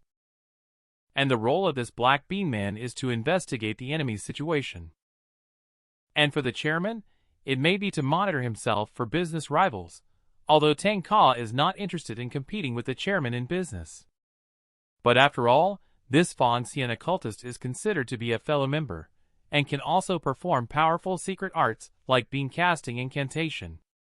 He is doing such despicable things. Tang Ka must find a way to expose him. After saying that, he held Zhuang Xiaoran and left the villa. At this moment, Xiaozin finally realized that there is always someone better, and there are greater heights to reach. It seems that he also needs to intensify his training, otherwise, he will truly become a frog at the bottom of a well. He then decided immediately to stop working as a bodyguard. He wants to become a member of the Yogwai City division. At midnight, a hired assassin named Jin Yis walked along the road. This time, the task he received was extraordinary. This freelancer, known as Jin Yis, once single-handedly took down an entire terrorist organization with just one bullet, leaving no trace behind. Today marks his 112th mission, and he has never failed a mission before. For an assassin, the most crucial aspect of successfully completing a task is intelligence. This assignment poses a significant challenge for Jin Yis. The intelligence on the other side is almost non-existent, which made Jin Yis slightly worried. He looked up at the moon in the sky to keep himself calm, then skillfully drew his pistol from his sleeve. He fired a bullet infused with spirit aura. The bullet with a long fuse trailed straight toward the rooftop. In the instant it reached the rooftop, it split into three like steel claws, firmly embedded into the ground. Jin Yis agilely flipped onto the rooftop, took out his never-failing sniper rifle. He gazed from a distance at the man living at the top of the pyramid, Jin Yis. He had been observing him for over a month. The man's behavior really puzzled him. This man was like a mystery. Besides shuttling between home and Power Crane Corporation, he had no extra social interactions. Besides reading, he had no other interests or hobbies. He didn't even use any electronic devices, not even a phone, which was the most difficult thing to understand. This person only sleeps for 1 hour a day. This person is none other than Fanxian occultist, who controls Black Bean Man. The minute hand clicked. The target person glanced at the clock on the wall. The time has come to 1:20 in the morning. He calmly took a deep drag of his cigarette. The killer's intuition told Jin Yis that the man seemed to be aware of his presence. But tonight, he also had to act. Jin Yis found the right moment and pulled the trigger. A bullet filled with spirit aura burst out with a loud bang and shot rapidly towards the target. The target person calmly blew out a puff of smoke. Unexpectedly, just as the bullet pierced through the smoke, the bullet unexpectedly disintegrated and dissipated rapidly, disappearing completely in front of the target individual. Jin Yis encountered this situation for the first time, looking incredulous. The target person, wearing a friendly expression, was greeting Jin Yis. Jin Yis was sure that the person across from him had noticed him. Just as he was about to flee, Jin Yis felt a chill down his spine. A pair of eyes were fixed on him. The assassin was being monitored during his mission, and the one surveilling him turned out to be Red Bean. Jin Yi suddenly realized that he had a chilling sensation down his spine. He quickly pulled out a pistol from his sleeve and reacted as fast as possible, turning around and raising his gun. Behind him, there were dozens of red beans flapping their little wings in the air. When Jin Yi approached, he didn't notice at all. It was only at this moment that he realized, could it be that so many red bean men had been hiding in the dark, waiting for his arrival? With their large numbers, it didn't seem like they were just monitoring him. If they wanted to attack him, they would have done so already. In a situation where the opponent's intentions were not yet clear, as an assassin, he must strike first. Jin Yi quickly fired 3 bullets from his pistol. From his observation, the target was too small, their wing flapping frequency was high, and their speed must be extremely fast. He used bullets to directly attack, the hit rate was definitely low. So Jin Yi wanted to first restrict their movement trajectory. This move was Jin Yi's trajectory bind. With 3 bullets as the vertices, it formed a net resembling a triangle. The net enveloped Red Bean Man, but unexpectedly, Red Bean Man's speed was much faster than imagined. Just as the bullet shells landed, Red Bean Man had already arrived by Jin Yi's side, like a hornet stinging an eye or a locust burrowing into the body, instantly leaving Jin Yi covered in wounds. Falling downstairs, Jin Yi still hadn't figured it out. The object in front of him was actually faster than his own bullets. But the other party did not put him in a deadly situation, just a simple scratch. Is this mocking himself? Just then, the voice of the target person sounded in his ear. Go home and rest for a few days. Let me pass on a message to your boss for you. If there is any further harassment, I will personally go to find him. Go home and take a few days to recuperate. Let me help deliver a message to your boss for you. If he comes to harass again, I will personally go find him. As soon as the words fell, this unique little thing turned into a red bean. Jin Yi quickly fled the scene.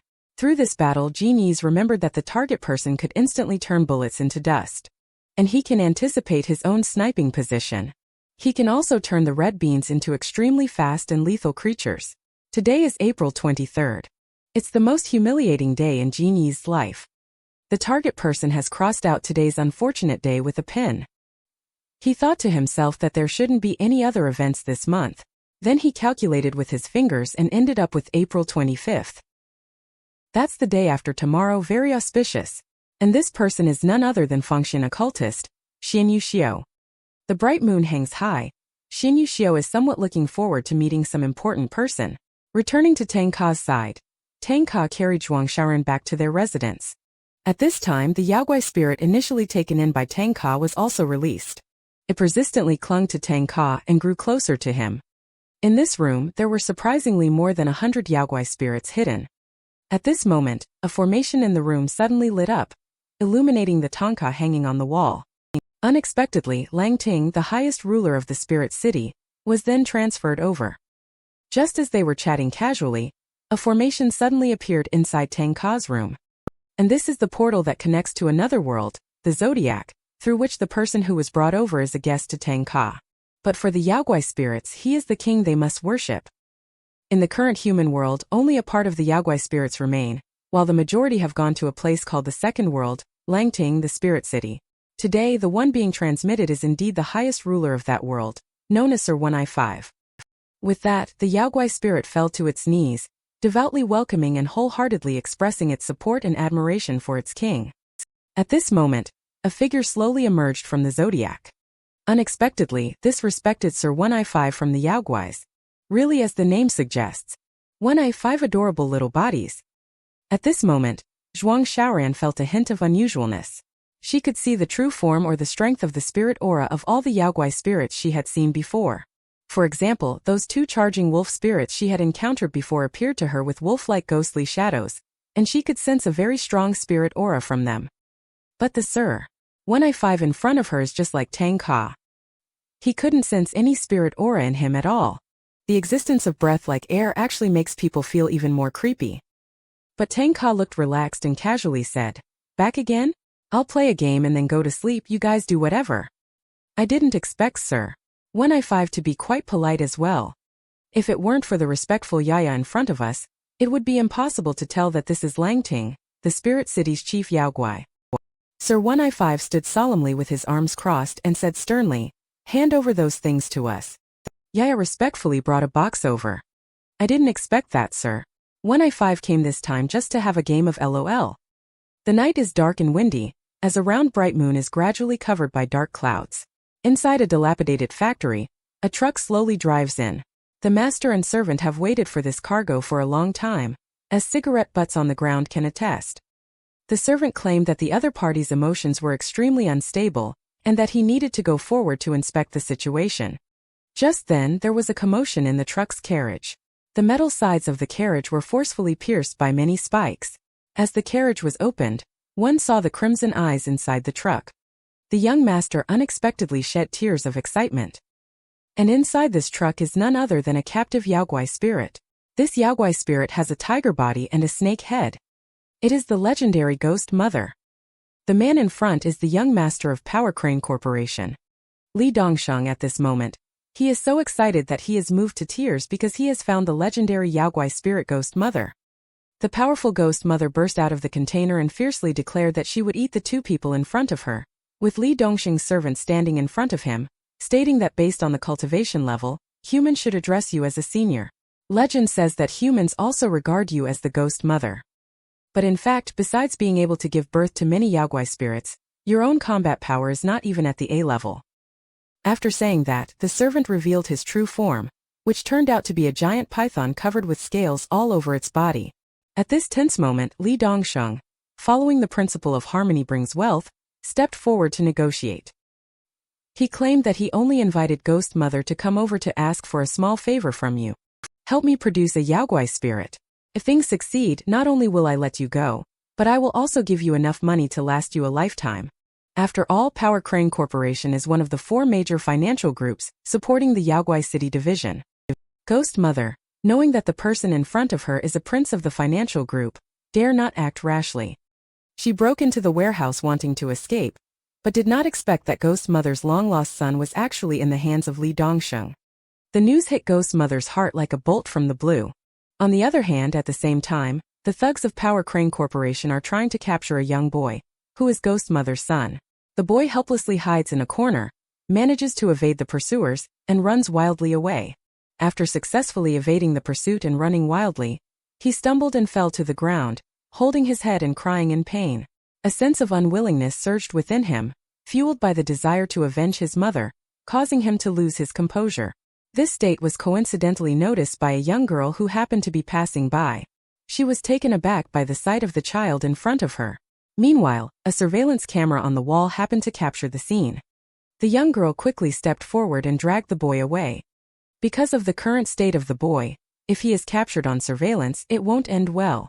There are millions of cameras installed by the Yaoguai City division throughout the city. Even spirit-type Yaoguai spirits can be detected.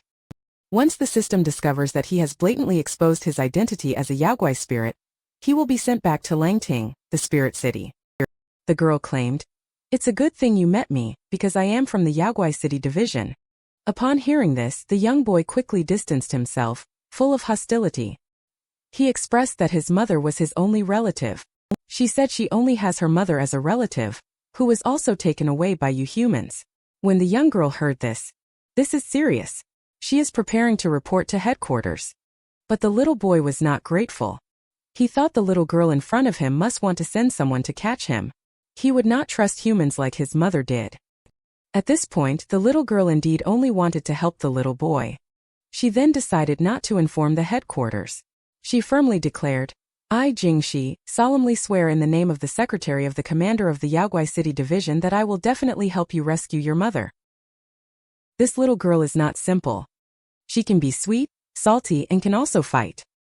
The little boy never expected that the Yaoguai City division, named Jingxi, would sincerely want to help him. At the moment when the little boy was stunned, a burst of green light spread out. A motorcycle suddenly appeared out of thin air. The night darkened slightly. Jingxi dashed toward their destination swiftly with the little boy. During the journey, Jingxi learned why the little boy disliked the Yaoguai City division. It was because the little boy felt that many rules in the Dredstop Treaty were unfair to the Yaogwai spirits. The little boy's mother didn't dare to resist when she was taken away. At that moment, the little boy suddenly shouted that he wanted to turn left. Because the little boy has a very sensitive nose, he has already sniffed out his mother's scent wafting from this direction. Jingxi continued to accelerate, trying to shorten the rescue time. In the blink of an eye, Jingxi arrived at the abandoned factory with the little boy. Just saw Jingxi alone in front of the rolling shutter door. She took off the hairpin from her hair. Her golden hair cascaded down. She now wielded an unexpected dagger. Before starting her clerical job, she was once a member of the Yaogwai City Division Spirit Hunting. Jingxi led the young boy into the factory. But inside there was no one, only a strong smell of diesel. There seemed to have been a large truck here recently, and there was a big hole in the factory roof. Jingxi couldn't help but wonder if the young boy's mother had already escaped. At this moment, the little boy lay on the ground sniffing carefully. He clearly felt the smell of his mother coming from the ground. I saw Jingxi with one hand on the ground, a strong green gas enveloping the ground. Sure enough, there is a hidden passage underground. It looks like a freight elevator shaft. Jingxi led the little boy down the freight elevator shaft. At this moment, a man was waiting at the door exit for their arrival. Jingxi immediately identified herself as a member of the Yaogwai City Division, but it did not have any effect. The person in front ignited a cigarette calmly, claiming to only take orders from the young master. And the command the young master gave himself was to kill any intruders without mercy. Just as the words fell, 6 doppelgangers sprang from his body, instantly becoming a 7-on-1 situation.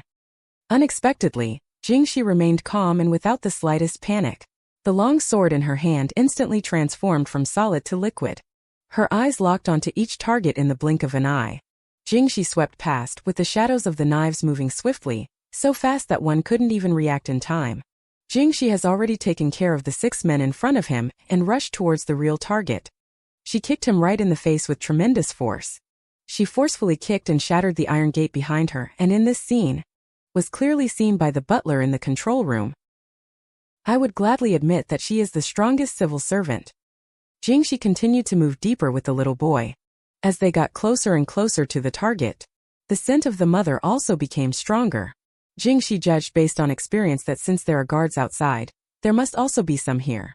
She instructed the little boy to stick closer, but before she could finish her sentence, a gust of wind passed by.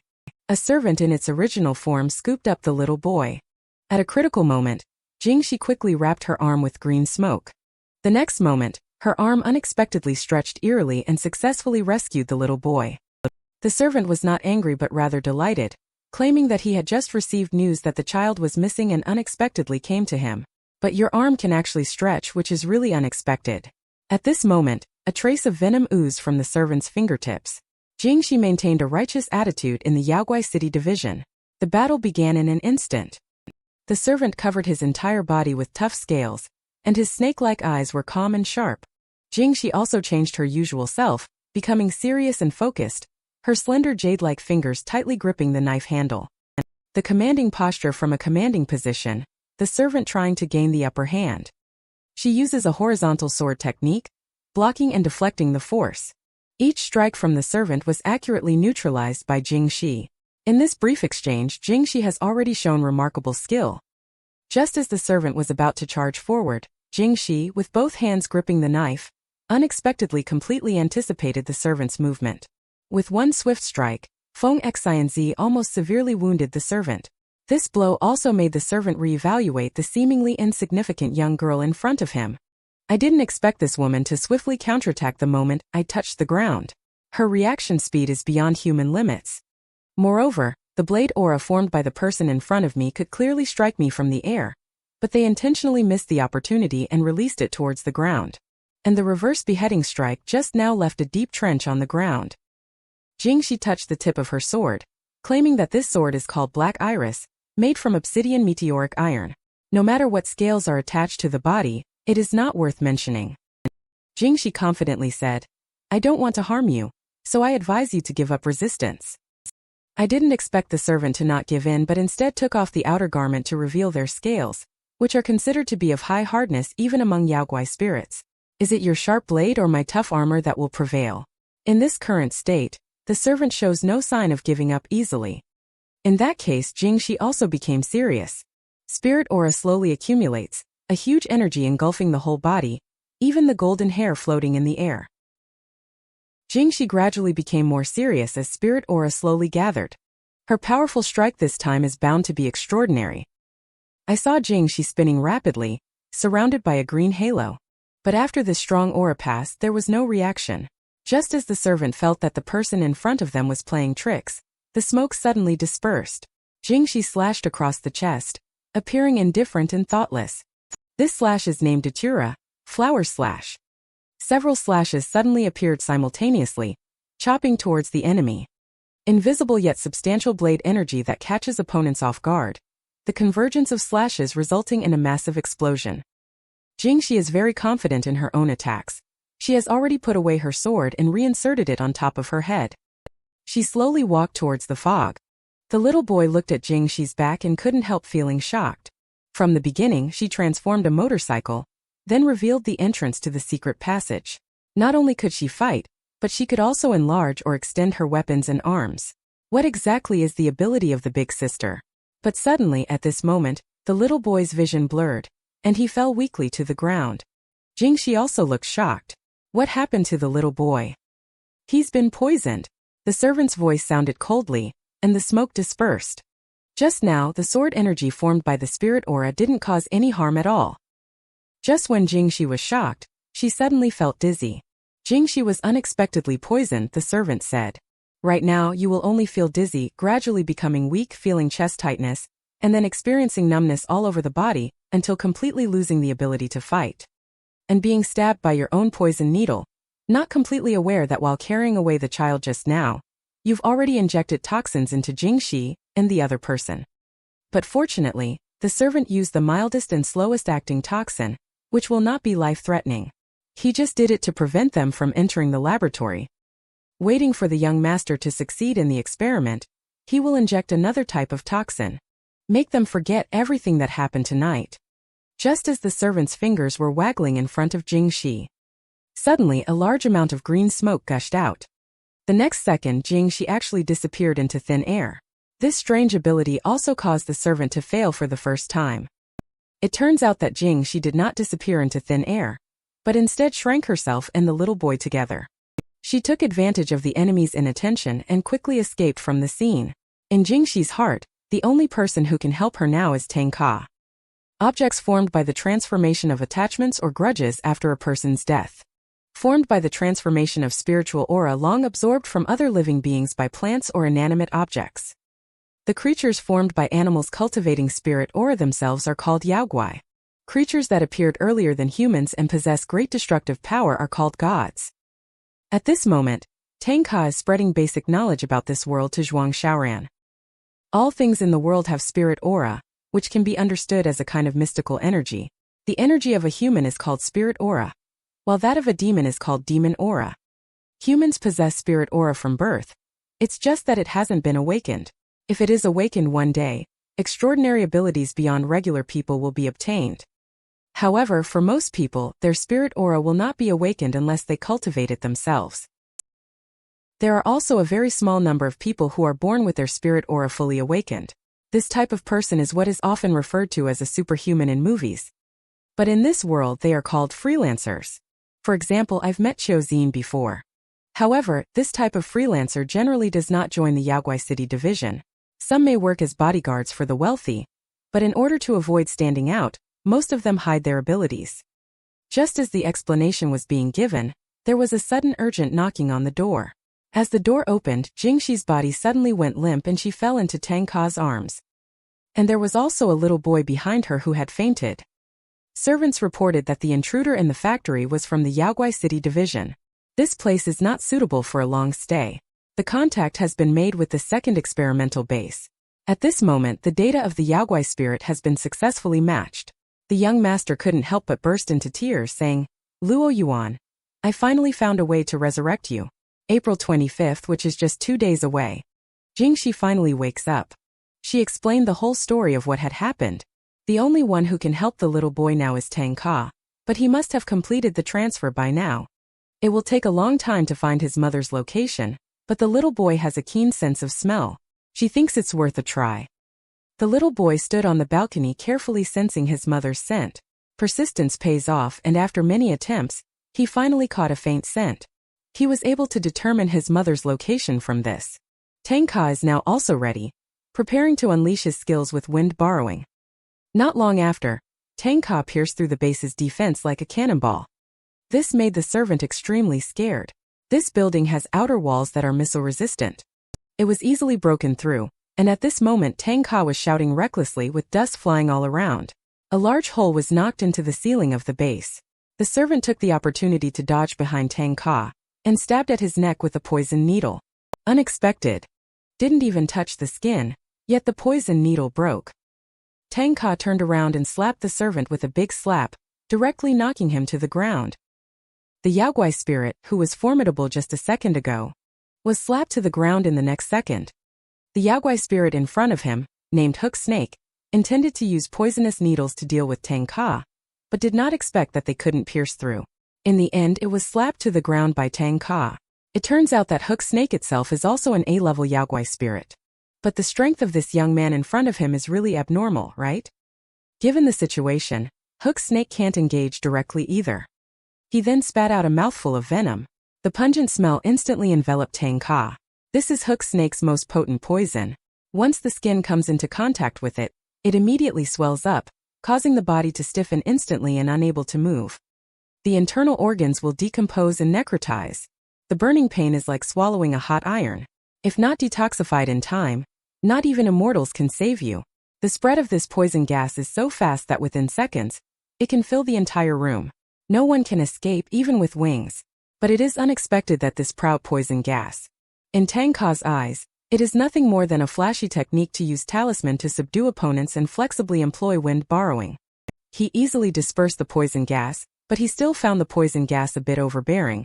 Made Tang Ka vomit, but he did not lose his ability. This situation has already exceeded the cognitive ability of Hook Snake. The person in front of us must be from the hidden atelier of the Dao, able to control the wind technique. I must use all my strength now. Suddenly, two serpentine tentacles appeared out of thin air behind Hook Snake, looking fierce with blood on its fangs. Hook Snake takes the lead in diving forward and leaps into the air. From the mouth of the tentacle behind, countless poisonous needles were ejected. Unexpectedly, Tang Ka does not avoid them. Even the poisonous needles shot towards the eyes bend at the moment before touching the skin. Tang Ka never blinked his eyes from start to finish. The poisonous needles shot through the sky as if hitting steel. The poisonous needles that can easily penetrate even armored vehicles surprisingly left Tang Ka unharmed. In the surprised moment of Hook Snake, Tang Ka had already flashed behind Hook Snake. He struck with a hand chop on the back of Hook Snake's neck, the tremendous force causing Hook Snake to sink deeply into the ground. The young master looked at the battle situation on the screen and quickly dialed Xin Yuxiu's phone number. He asked her to hurry over and help him. At this time, Xin Yuxiu was still sitting at home observing the night sky. He looked at the auspicious day today. He couldn't help but show a hint of joy on his face. At the same time, the Yaogui spirit incubated in the laboratory finally reached the limits of the host, breaking free from the body at this crucial moment. The fallen Hook Snake once again moved vigorously. He sneakily attacked Tang Ka from underground, bursting out of the ground and catching Tang Ka off guard, slamming him into the ground. The true form of Hook Snake was completely revealed. This Yaogui spirit is known for its defense, as it surprisingly emerged unscathed after taking a punch from Tang Ka. The Hook Snake in front of them transformed into its true form to protect the young master. Its black scales were like steel armor, and its protruding spines were extremely lethal. Tang Ka also took it a bit more seriously, clenching his fist tightly and preparing for a powerful strike. The immense force made the Hook Snake's body unstable, but it did not cause substantial harm. Instead, Hook Snake seized the opportunity to use its tail to hit Tang Ka's waist. With this blow, Hook Snake used all its strength, sending Tang Ka flying like a banana tree in the rain. He fell heavily against the wall, and in that instant, Hook Snake's attacks came again like a dense downpour. The dense attacks and immense power instantly shattered the impregnable defenses.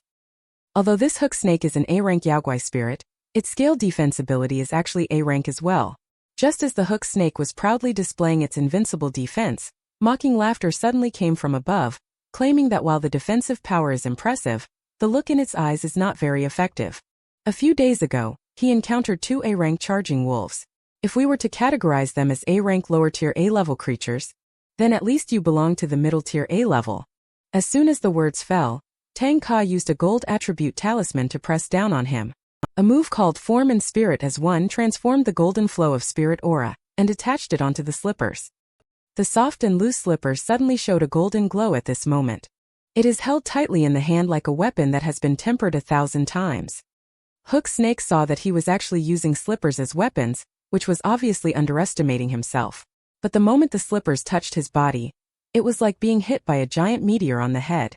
This kind of power made the snake head crash to the ground like a falling meteor, shattering the ground, and the remaining force in the body swung the snake tail into the air. This blow almost destroyed the entire ground. Tang Ka used a slipper to cast the borrow gold talisman, not underestimating the hook snake. Just attach the gold flow to the fist. I'm afraid that at this moment, Hook Snake is not just losing combat power so simply. After Tang Ka dealt with Hook Snake, he finally entered the interior of the laboratory. He kicked open the laboratory door, but what he saw in front of him shocked Tang Ka. Meanwhile, Xin Yuxiu leisurely rode a bicycle downstairs. He obviously didn't care about the young master of Power Crane Corporation, but instead thought of today's auspicious hexagram, unknowingly feeling happy and smiling. Even a playboy has moments of realization. Those deeply in love will ultimately end tragically. In Yaoguai City Division Spirit Hunting, the personnel are ranked from strong to weak as A, B, C, and D. Each rank is further divided into 3 categories. For example, A rank has top, middle, and lower. The entire Lusang Prefecture has only 10 A-rank Yaoguai City Division members, of which 3 are top A-rank. S-rank Yaoguai Spirit requires at least 5 A-rank Yaoguai City Division members to defeat, but only 1 top A-rank member is needed to contend with it. Among these 3 top A-rank Yaoguai City Division members, Tang Ka is the strongest and also ranks first in spirit hunting achievements. However, Tang Ka is too easily provoked precisely because of being too powerful. Therefore, when undertaking tasks, Tang Ka is not very keen on using their brain. The current situation is indeed not very optimistic. Jingxi mentioned that the mother of that young boy was captured for experimentation. However, the only Yaoguai spirit tied to the experimentation table here is only this one. Although rescue efforts are ongoing, the Yaoguai aura has become very weak. In addition to this, there is a human male who has had his spirit drained on the scene. There is also a Yaoguai spirit corpse on the ground. The young master Li Dongshang from Power Crane Corporation was in tears, kneeling down on the ground. It turned out that just a few minutes ago, the Yaoguai spirit broke out of Ghost Mother's body, erupting with numerous receptors. The experimental body was successfully incubated, but 99% of the incubation body showed signs of life with unconscious brains. Only one incubation body showed signs of life with a fully functioning consciousness. Unexpectedly, this experimental body actually has its own consciousness and thoughts. This Yaoguai spirit actually embodies an aggregation of evil personalities. He first absorbed the male driver who accidentally killed himself without any reason. The delicious taste of souls makes this Yaoguai spirit feel like floating and desiring immortality. Immediately, he opened the slaughter mode and absorbed the vitality of all the other test subjects. He turned around and pounced towards the young master who was trying to resurrect himself. He claimed to be Luo Yuan, the one you have been longing for in your dreams, and the one you have painstakingly revived. Disappointment and fear surged up in his heart. The cynical young master shed tears of sadness at this moment. He raised his hand and shot through the body of the Yaoguai spirit, putting an end to the longing he held dear with his own hands. And the Yaoguai spirit after S no longer dominated consciousness at this time. The body also slowly returned to Luo Yuan's appearance. And Tang Ka happened to witness this heart-wrenching scene. Li Dongsheng ended his own yearning. For him, his heart is already empty, laughing wildly, somewhat mentally deranged. As for Ghost Mother, there are also no signs of life. This is undoubtedly a huge mistake for Tang Ka. At a critical moment, Tang Ka activates the golden eye. He seemed to have discovered something, feeling that there was still a turning point in this matter. Just at this moment, a gunshot rang out from behind. Li Dongsheng killed himself. In a daze of shame, Li Dongsheng appeared by the seaside. Luo Yuan, dressed in white, looked pure and serene. The gentle sea breeze swayed the hem of the skirt, brushed the hair, and also comforted Li Dongsheng's wounded soul. The two walked hand in hand by the seaside, under the lingering sunset glow. No more playboy, no more harmful Yaoguai spirit. only the love between each other.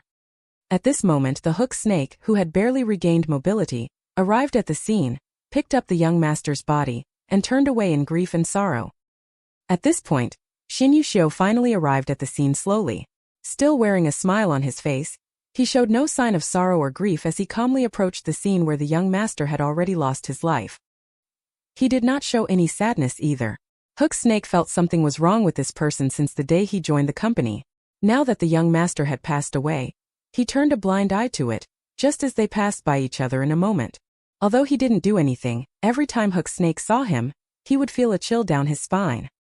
Xiao Dao, I work as a strategist at Power Crane Corporation.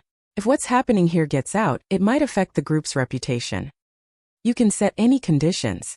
We are considered colleagues after all. Give me some face, how about that? Upon hearing this, Tang Ka realized that the person before him was an occultist who had laid hands on the chairman. Sure enough, this person is none other than the descendant of Fengxian occultist, who was secretly manipulating Black Bean Man. Tang Ka thought of his own mission and started to interact with the person in front of him. He claimed, "Why did you put the Bean Man in Wang Sun's ear? Fengxian occultist faction has long been wiped out. Who is your master?" Regarding these two questions, Xin Yuxiu said, although the four major financial conglomerates each have their main businesses, but it is inevitable to avoid conflicts of interest. As a strategist for Power Crane Corporation, I must definitely help the company secure more benefits. As for the second question, I can only disclose that our faction was indeed destroyed. It is not convenient for me to reveal my origins. But what Tang Ka most wants to ask is still the third question. I heard that the Fengxian faction specializes in cultivating internal alchemy and divination, and they are very skilled. Regarding being skilled, is this true? This indicates that Tang Ka just wants to have a couple of moves with the person in front of him. Xin Yuxiu naturally understands Tang Ka's intention, and claims that everything has its cause and effect. It is destined that we meet each other, and discovering my green bean general may be the reason. Today you're encountering me again is the result. A few days ago, Xin Yuxiu cast a divination, and today is my auspicious day. I want this result to happen, so I will let it happen naturally. Therefore I accept your challenge. Tang Ka claims that if I can't solve it within 2 minutes, I will consider myself defeated. I won't naturally spread the news here. Xin Yuxiu believes that he cannot possibly beat Tang Ka, but wanting to defeat himself within 2 minutes. Isn't that underestimating himself too much? Tang Ka didn't waste time either, put down his phone and rushed over excitedly. Xin Yuxiu remained calm and composed, unlocking the seal with both hands. When she opened her eyes again, a faint light emerged, and the words Jia and Ja appeared clearly before her eyes. The adept use of the Daoist 9-word mantra by this occultist is unparalleled. Xin Yuxiu's eyes shimmered with a mysterious glow, and the characters Jia and Ja appeared in his eyes. Taoist techniques involve shifting stars and changing constellations. Xin Yuxiu only used one hand to firmly catch Tang Ka's straight punch. An invisible fluctuation caused ripples in the space. In the next second, Tang Ka found himself alone with no one in sight. Tang Ka clearly just knocked down the palm. He did not see it move. But in an instant Xin Yuxiu has already opened the battle line. And the surroundings have also become pitch black. Tang Ka is already trapped inside this barrier. Tang Ka observed that Xin Yuxiu just used hand seals and techniques. There must be some secret technique cast around here. But for now, it just seems like an instant movement within the black hood. As long as you observe carefully, you will definitely find a flaw. Xin Yuxiu still maintained a calm and indifferent demeanor, slowly raising his right fist. He threw a punch towards Tang Ka in front of him, who was initially at a distance from Xin Yuxiu. He unexpectedly appeared directly in front of Tang Ka. This punch suddenly appeared and landed squarely on Tang Ka's face. As this punch landed, Xin Yuxiu had once again distanced himself from Tang Ka. In this space he can not only shrink to an inch but also freely change Tang Ka's position. Xin Yuxiu's attack, like a teleportation, takes advantage of this point. Xin Yuxiu slowly lifts his left leg again. Sure enough, the next second he appeared in front of Tang Ka. This time he was successfully blocked by Tang Ka with his arm. He wrote "miraculous" on Tang Ka's face again. The afterimage of this blow has not yet disappeared, and he has already kicked towards the abdomen. The solid attack made Tang Ka's body retreat violently. At this moment, Xin Yuxiu was slightly surprised to hit himself with a punch and a kick, yet emerged unscathed. You are under the effects of the Golden Radiance spell, right? I didn't expect you to master this spell at such a young age. Seems I underestimated you. Tang Ka also became slightly serious at this time, claiming that it was his carelessness. After saying that, Lei Fei's talisman pressed down on him, covering his whole body with lightning patterns. This move completely overturned Xianyu Xiao. The boy in front of us unexpectedly knows two types of talisman techniques. People from the hidden atelier of the Dao are already very impressive if they can master a type of talisman technique proficiently by the age of 30. He actually didn't use a talisman as a medium, and was able to summon thunder borrowing on his own. How did this young man actually achieve this cultivation level? At this moment, Tang Ka covered his whole body with thunder technique, forming a barrier around the body, used to prevent Xianyu Xiao's close-range attacks. Xianyu Xiao couldn't help but praise the Mao faction for producing so many talented individuals. I really want to give you a prediction. Tang Ka doesn't mince words, saying you shouldn't talk nonsense. Your predictions are simply not accurate. He either hides his talent or doesn't use it. You would have been dead long ago. How could there be any lucky day for you? But the current rules have a 2-minute limit. If Tang Ka doesn't take action soon, he will definitely be defeated. As long as more than 2 minutes have passed, he will be considered the winner. Tang Ka had no other choice but to steel himself and risk causing trouble by using the lightning technique again. The 3 piercing thunders were compressed infinitely in his hand. This youth's lightning technique is similar to Zhang Xiaoran's, but the power is much stronger. At this moment, Xianyu Xiao was slightly surprised, not expecting Tang Ka to even possess the 3 piercing thunders, a thunder talisman art with such killing power. But Xianyu Xiao still has a solution. The pupils of his eyes shimmered with a faint light. Countless clones filled the hall, forming a barrier within. Tang Ka was momentarily unable to distinguish between reality and illusion, but his attack, the 3 piercing thunders, was not aimed at Xianyu Xiao. Only 3 compressed thunderballs were seen rushing toward the sky. In an instant, the barrier was shattered by the impact. The force of these 3 thunders is like crushing dry weeds and rotten wood. Rising straight into the clouds, the entire laboratory ceiling has been completely destroyed. Xianyu Xiao looked at the situation before her and said discontentedly, "If I'm hit, I'll either die or be injured." Tang Ka broke through the black hood at this moment, full of fighting spirit. He charged straight at Xianyu Xiao. Xianyu Xiao formed hand seals again. The 9-word mantra appeared again, locking onto Tang Ka. Invisible energy envelopes Tang Ka. The top of the connection is as mysterious and eerie as the river diagram and the Luo writing. At this moment, Tang Ka seems to be like a puppet on a string, manipulated by others. Although Tang Ka clearly sees that he has fallen under a spell, he shows no signs of it. Coupled with his confidence in his golden radiance spell protecting him, he rushes forward without hesitation. With the support of thunder magic, Tang Ka's attacks are as fierce as thunder and as fast as lightning. His speed has reached its peak. But he feels a hint of anomaly. Despite his speed being far above his opponent's, he completely misses hitting him. He can't help but associate it with the technique above his head. And at this moment, Xianyu Xiao looked at Tang Ka's offensive with a playful expression on his face. The next move of the attack has already been fully exposed in his mind. Tang Ka is ready to use spells in the next second. Although he is looking forward to what moves he will use. But he still needs to be cautious. Xianyu Xiao took a deep puff of the tobacco pipe and exhaled. The sudden billowing smoke enveloped Tang Ka. Tang Ka quickly defended himself as Xianyu Xiao used this opportunity to distance himself from Tang Ka again. Xianyu Xiao keeps hiding and evading. This situation is making Tang Ka's scalp numb with anger. Xianyu Xiao raised her hand and threw out a red bean. Tang Ka went straight towards Tang Ka, and the attack speed of this red bean completely anticipated Tang Ka's attack. Tang Ka just raised his hand to strike, but the red bean general had already reached him. He had to use this strike to counter the red bean general, and this strike was also forced to change direction. Tang Ka finally realized that the bean casting incantation just now was meant to change the direction of his own spellcasting. Did he already know he was going to use thunder beforehand? Xianyu Xiao also admitted this, accurately revealing Tang Ka's plan. Utilizing the thunder seal blocking characteristic, expand the block range to its maximum. Then gradually reduce the block range until the point where I am forced to engage in combat. Tang Ka's face darkened. He claimed that is to say the technique above my head. It can predict my movements. However, it seems that you are unable to predict the trajectory of spells. With Tang Ka's sly smile, the lightning that just flew into the sky unexpectedly struck Xianyu Xiao's head. Tang Ka formed hand seals and with a turn 2 lightning bolts. Just now it was still a spell of lightning balls, but now it has turned into Ding Lai's 2 lightning bolts.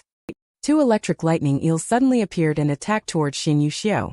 Just as Xin Xiao was dazed, Tang Ka's fist was already in front of him. A few drops of blood drifted into the air. Do you know the secrets of the Fangxian school? After licking the opponent's blood, one can actually divine fortunes in the heart. A drop of fresh blood fell on the phone screen, and at this moment, there are 27 seconds left. I am not talented in the Dao, and I have only mastered one kind of talisman art in my whole life. That is the gold talisman art. At this moment, Xin Xiao's hands are already covered by gold attribute armor. The sharp and tough aura of the gold seal unexpectedly pierced Tang Ka's cheek, and it dispersed the attacks of Ding Su and lay like crushing dead branches. Although slightly in the lead, Xin Xiao still modestly said, "You are still more powerful than me. I need a medium to perform the golden talisman art. And this medium is inside the gloves." Tang Ka no longer has his previous arrogant attitude at this moment. He touched the fresh blood on his face and claimed, "I know you are from the same sect, so please go easy on me." There seems to be no need for that now. Just as the words fell, Xin Xiao suddenly felt an unprecedented sense of crisis. It seems as if Xin Xiao is facing a monster. Xin Xiao quickly distanced himself, thinking that 3 lightning strikes were Tang Ka's limit, but he unexpectedly endured a 4th strike. At this moment Tang Ka's eyes are shining, and dark purple runes cover his whole body. The 4 lightning strikes are called the Shadow Thunder technique. A crushing force of destruction burst out from Tang Ka's body. Having such a high cultivation level at such a young age puzzled Xin Xiao. He took advantage of Tang Ka's blood on his hands not yet dried and decided to first cast a divination. Xin Xiao only saw him take a sip of fresh blood and silently activated the technique of sipping blood and casting the heart divination. Xin Xiao was overjoyed in his heart, realizing that the person in front of him possessed such a powerful fate. You are indeed the benefactor of Xin Xiao. All these events happened in the blink of an eye, so fast that Xin Xiao's steps back hadn't even touched the ground yet. But Tang Ka, who had opened the 4 gates, had already arrived in front of Xin Xiao. A blurred figure appeared on the right side of Xin Xiao. Xin Xiao clearly realized that Tang Ka's next attacking direction would be on the right. Just at this moment, a second Tang Ka figure has already appeared on the left side. I can still handle these 2 attack paths myself. I didn't expect that there was an additional attack path later. Tang Ka instantly changed to 3 attack paths with 4 thunders. After the final judgment, Xin Xiao's heart completely chilled. Because Tang Ka's attack path unexpectedly increased to 6. In Thunder God form, Tang Ka's speed has become so fast that even if Xin Xiao predicted the movements, he was unable to react in time. In an instant the fists fell on Xin Xiao like raindrops. Each fist, the size of a sandbag, carried the power of 1,000 kilograms, leaving Xin Xiao completely defenseless at the end of the move. Tang Ka's uppercut strike. The dark purple thunderous power sweeps through like a gale, rolling over the mountains. Tang Ka's punch carries the force of 1,000 jin, the immense recoil shattering the ground. Xin Xiao, like an arrow leaving the bow, shoots straight into the sky and unbelievably pierces through the clouds above. Under the moonlight, threads of fresh blood glisten. A purple lightning bolt strikes again. Xin Xiao was already helpless, yet felt extremely fortunate. With this terrifying power and a strong fate, his lifelong wish finally seemed within reach. But this benefactor before us is like the Yama of Doomsday. Quickly turning around, Xin Xiao, who was struck in midair, fell like a bomb. The fluctuation of the attack broke through the accumulated clouds for miles. The immense power directly annihilated the mountaintop. Tang Ka is like a shooting star, leaving a dazzling trail in the sky, landing beside Xin Xiao. At this time the spell on Tang Ka's head has disappeared. It is highly likely that the person in front has lost consciousness. Xin Xiao did not really lose his life, but his body is severely injured, and he has lost the ability to move. Tang Ka claimed that you are the first person to make me bleed. Originally thought Fangxian was just a strategist, but after meeting today it turns out he is quite skilled. I was just too careless. I didn't expect you to be proficient in talisman art as well. Although the golden radiance spell is hard to break, the gold talisman art can counteract its golden light. Tang Ka noticed that the golden talisman armor behind Xin Xiao had already depleted all of its spirit aura, luckily protecting the head and spine. Otherwise he might have been in real danger. Xin Xiao's golden talisman armor began to slowly disintegrate, with fresh blood seeping through the clothing. He coughed up blood heavily, in critical condition. Xian Xiao still stood up stubbornly and weakly said, "What happens here is no longer important to me. I work so hard because you lost. I wrapped it in 2 minutes. You said that as long as I can still stand after 2 minutes. Please inform the Yaoguai City Division of what you can promise to do for me. My only request is to become your partner in the Tang clan." Xiao Dao is currently the last successor of the Fengxian faction. Applying to be a member of the Yaoguai City Division should not be an issue. Not to mention that the Yaoguai City Division exam, which takes place once every 3 years, is just around the corner. Xian Xiao claimed to make a deal with Tang Ka, while still showing a hesitant expression. He said he just cast a divination that can help you unravel the long-standing knot in your heart. He asked me to join your team. Tang Ka naturally won't believe easily. Xian Xiao said that you used to live in Kuan position, which is more than 200 kilometers away from here. You are a descendant of the Mount Mao school. If I haven't miscalculated, you lived on Maple Prefecture Mountain until you were 18 years old. Recently, a new woman has entered your family, and her destiny is not looking good. You have solved it. Have you never had any doubts all these years? Being able to master 2 kinds of talisman art so proficiently, and having a very high cultivation level. What secrets are hidden in your background? This sentence completely shocked Tang Ka. And right at this critical moment, Xian Xiao spat out a mouthful of blood, extremely weak and unable to continue speaking. He was too weak to continue speaking and claimed that he lived on the rooftop of Tang Ka's house. Tang Ka quickly had wind borrowing send Xian Xiao back home to recuperate. This scene was clearly seen by the Yaoguai spirit in the distance.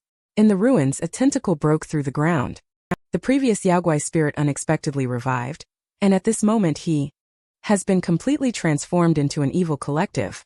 Just as he gradually adapts to his own body, 2 Yaoguai spirits suddenly appeared behind him. Claiming to be a Yaoguai spirit produced from human experiments conducted by Ghost Mother, it is indeed powerful, although currently classified as only B level. But its growth attributes are extremely high. The Yaoguai spirit in front of us has a total of 9 lives. Each time it is revived, its abilities will greatly increase. The last life, with strength close to S level, has attracted 2 Yaoguai spirits, a C level holding awake and a B level ear rat. The abilities of the 2 Yaoguai spirits are similar to clairvoyance and keen hearing. The purpose of this trip was originally for a human, but they accidentally encountered the Yaoguai spirit in front of them. The Yaoguai spirit from the Wu division happened to be short of members and wanted to recruit the Yaoguai in front of them. However, this Yaoguai is quite arrogant. He laughed loudly with a mocking tone on his face. But in the next second, Ear Rat disappeared on the spot, with just one move causing the Yaoguai spirit in front of him to lose its head. A trace of Yaoguai aura drifted out from the Yaoguai spirit's mouth. Not long after, the Yaoguai spirit was resurrected again. Ear Rat threatened by the side to join us, promising to put your head back on. If you resist again, I will throw your head into the sea. Yaoguai spirit pretended to comply, but after reattaching his own head, he cunningly launched a surprise attack on Ear Rat from behind. After losing 2 lives, he successfully defeated Ear Rat in holding awake.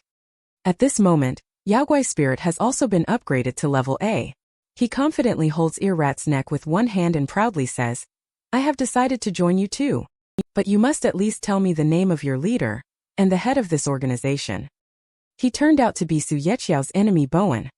Tang Ka returned home, feeling fortunate that the mother of the little boy unexpectedly knew reincarnation techniques. This gave the little boy a spiritual consolation, and the mission can be considered accomplished. But Tang Ka was full of worries at this time. He lay in bed for a long time, unable to fall asleep. Since childhood, Tang Ka has been living with his master. The master lied and claimed that Tang Ka was found at the doorstep of the martial arts school. This man regards himself as both a teacher and a father. Tang Ka does not understand why the master would hide his own background. After returning home with serious injuries, Xian Xiao did not immediately tend to his wounds. Instead, he bathed and changed clothes before going to the portrait of his master, burning incense and kneeling in front of it. He claimed that his disciple met an important benefactor today, whose destiny holds the aura of an emperor. I will assist him well, and he will surely fulfill your lifelong aspirations. The legendary Brahma seal appears out of nowhere. A crisis is looming in this world. Commander Han Longkue of the Yaoguai City Division, Lusong City Branch, and others welcomed a guest, Langting, the spirit city leader of Zihui Hall, the ninth. Recently, there have been increasing large-scale casualties in various cities. If we don't come up with a solution soon, the existence of Yaoguai spirit will be discovered by the citizens sooner or later. So Han Longkue wants to ask the ninth to help him make a special Yaoguai spirit prop. And on another note, we need to wait for the leader of the hidden atelier of the Dao, Liyichuan, to arrive for a detailed discussion. The ninth was also somewhat surprised to learn that Lord Li was planning to come out of seclusion. The fact that Liyichuan needs to step forward indicates that this is not a trivial matter. Han Longkue mentioned that the project this time is called Spiritual Realm. There is the prominent spatial technique the ninth, with the assistance of the Yaoguai spirit. Surely it can double the results with half the effort. At this moment, Liyichuan arrived at the scene. The ninth politely bowed deeply. The contrast between Liyichuan's carefree and casual personality fits perfectly.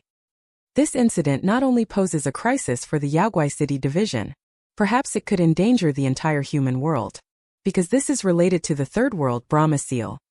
Just as Han Longkue was about to reveal the details, the ninth quickly stopped him, saying that he himself had no knowledge of the level of the Brahma seal matter, and the Bureau of Ranks and Regalia needed help. He then excused himself and took his leave. Although Han Longkue fully believes the ninth, he tells the ninth not to worry about those rules and regulations, but she was still rejected. The ninth claimed that humans can live peacefully with us Yaoguai spirits, and those rules and regulations are crucial. He then left the scene immediately. This situation also left Liyichuan feeling helpless. Han Longkue brought Liyichuan to a depth of 19,800 meters underground. Through a rigorous character scan, two people arrived at the underground secret room, the dark walls in front of them surging with dark gold. In this small area, the Bagua directions are neatly arranged like movable type printing. Han Longkue stated that the core energy of the Brahma seal is composed of the spirit aura of the ancestor of the hidden atelier of the Dao, and the Yaoguai City division monitored that the energy values remained unchanged from start to finish. But on the third day after Tang Ka broke into the Brahma world, the energy value dropped by 0%, but immediately returned to its original value. This matter is indeed very strange. According to the rules, the ancestral master's secret technique is eternal, and regardless of the duration of time, the spirit aura core should not undergo any changes. However, Liyichuan stated that this matter has nothing to do with Tang Ka. The Brahma seal is used to seal the demon spirit Yaoguai, and Tang Ka was able to come out of it because he was classified as a human. The girl's physical condition at that time should also be human. The specific reason can only be known by seeing the real thing. Only see Liyichuan slowly walking up the steps, instructing Han Longkue not to move in place. How much impact will the spirit aura of the Brahma seal have? Liyichuan unlocks the seal with both hands. His whole body emits a golden spirit aura as he focuses his energy with both hands. The golden light gathers and disperses, creating a dazzling display of yin and yang energies. With a loud shout from him, "In front of my eyes," the formation starts with the Kuan trigram. Rising word by word, it rises straight into the sky. The massive formation condenses in the sky. With the sound of a machine cocking, a dazzling light illuminated the entire space. A huge spirit aura pressure made Han Longkue struggle to breathe. The legendary Brahma seal emerges as Liyichuan steps on the Kuan character, approaching the Brahma seal step by step. He immediately activates his golden nether eye. He clearly perceives every blade of grass and every tree in the Brahma world. Liyichuan's face turned serious and he instructed Han Longkue to quickly notify the highest leader of the spirit hunting organization. "You do. There is a guy in the Brahma world who is trying to break through the barrier. It has already created a very small gap. Fortunately, it has been repaired by the Brahma seal on its own." Liyichuan broke through again. "Instruct you to notify the entire Yaoguai City division in the 12 provinces to be on high alert. Liyichuan will stay here to cast spells and reinforce the barrier." In the Brahma world, the headless Yaoguai spirit finally broke free from its cocoon and spoke to the Yaoguai spirit kneeling before it, saying, "The target is already hooked. Colleagues outside, prepare to act. Within 2 days I will lead you out of the Brahma seal. What plan does it have?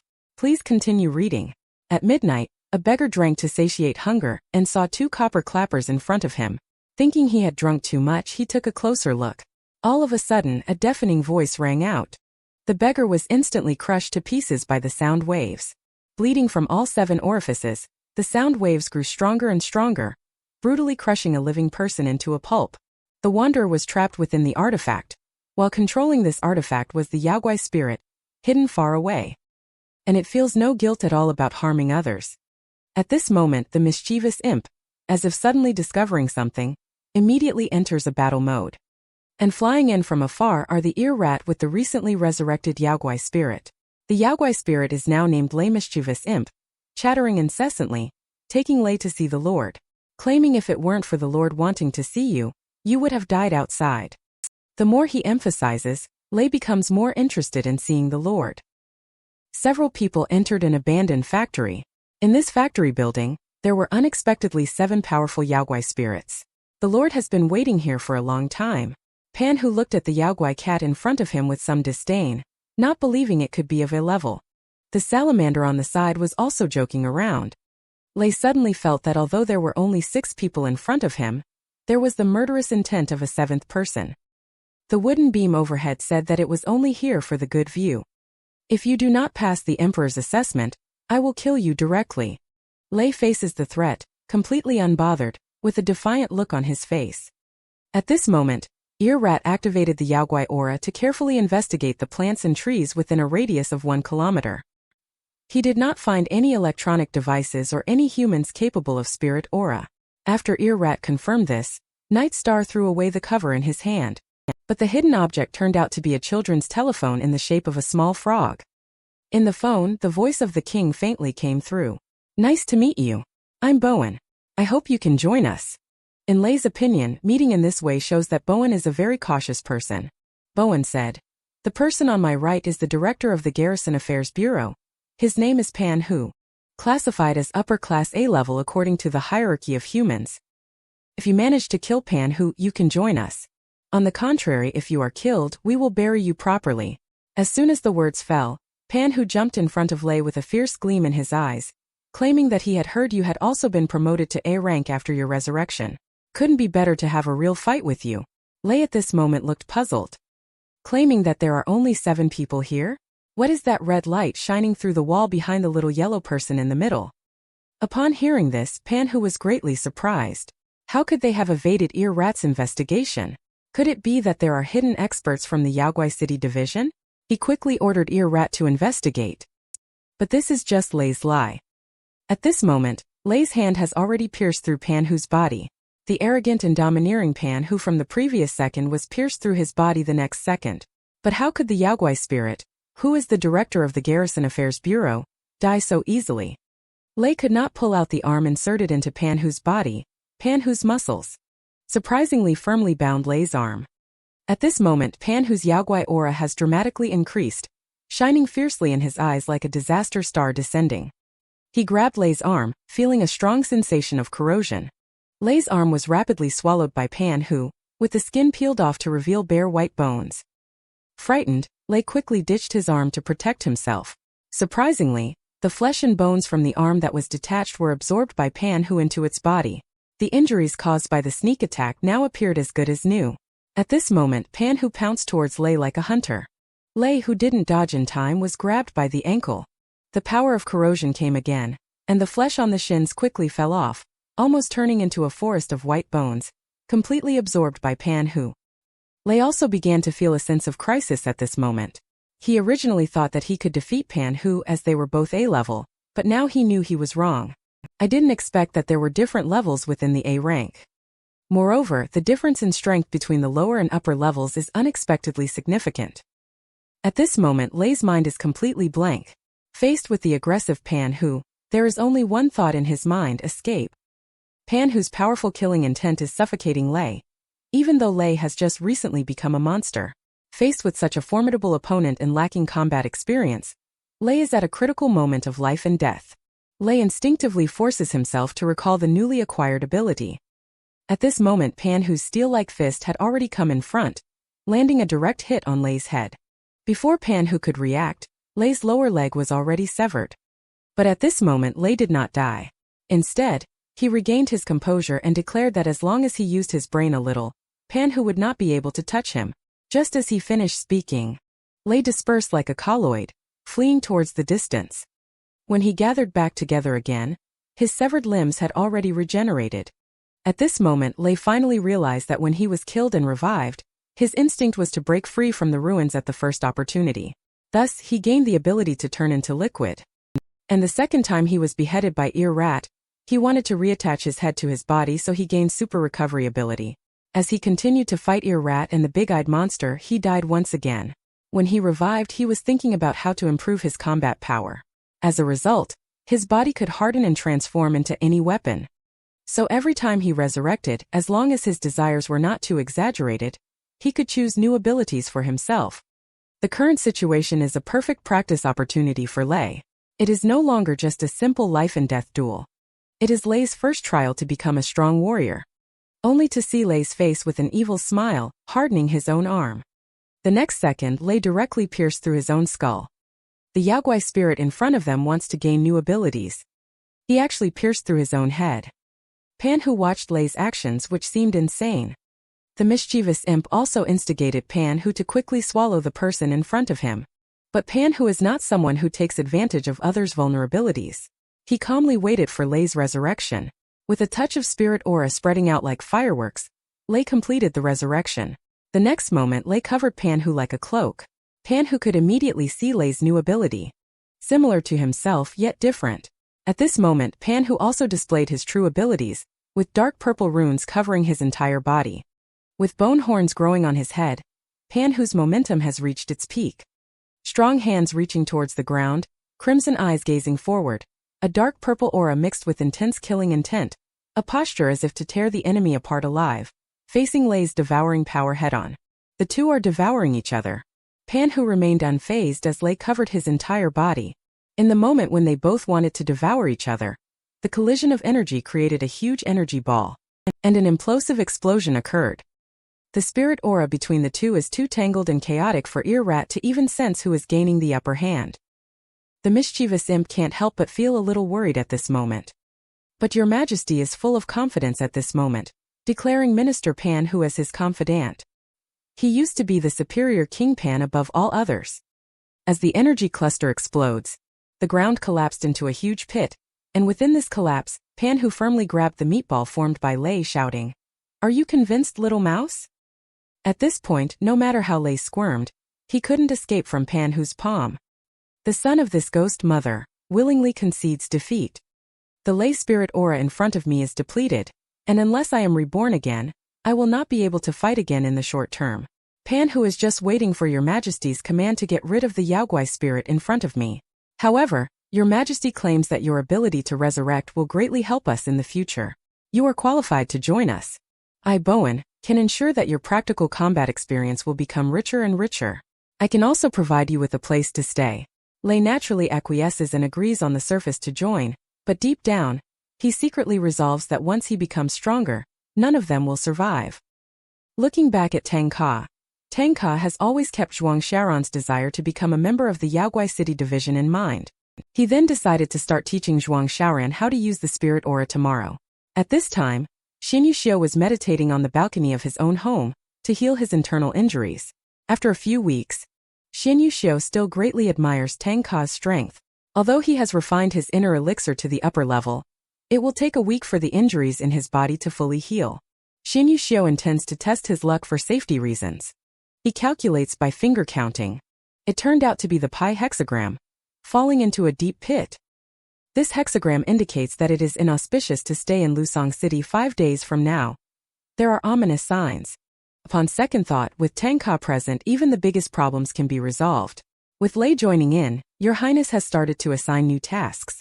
The target is the hidden atelier of the Dao, and the leader Li Yichuan has already been restrained. Now we are implementing the second step of the plan, targeting Li Yichuan's prized disciple Tang Ka. The magical artifact is called the Songhu Bell, with the ability to awaken the powerful Yaogui spirit from its slumber.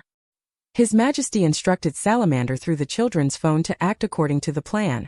Salamander then opened its frog mouth, revealing a golden light inside. A spherical magical artifact appears, which Salamander grabs. She swallows it and smiles happily. I will guarantee its safety with my life. The monarch arranged to have this magical weapon delivered to the designated coordinates, while the mischievous imp was responsible for finding another gathering place. As for the others, they remained on standby.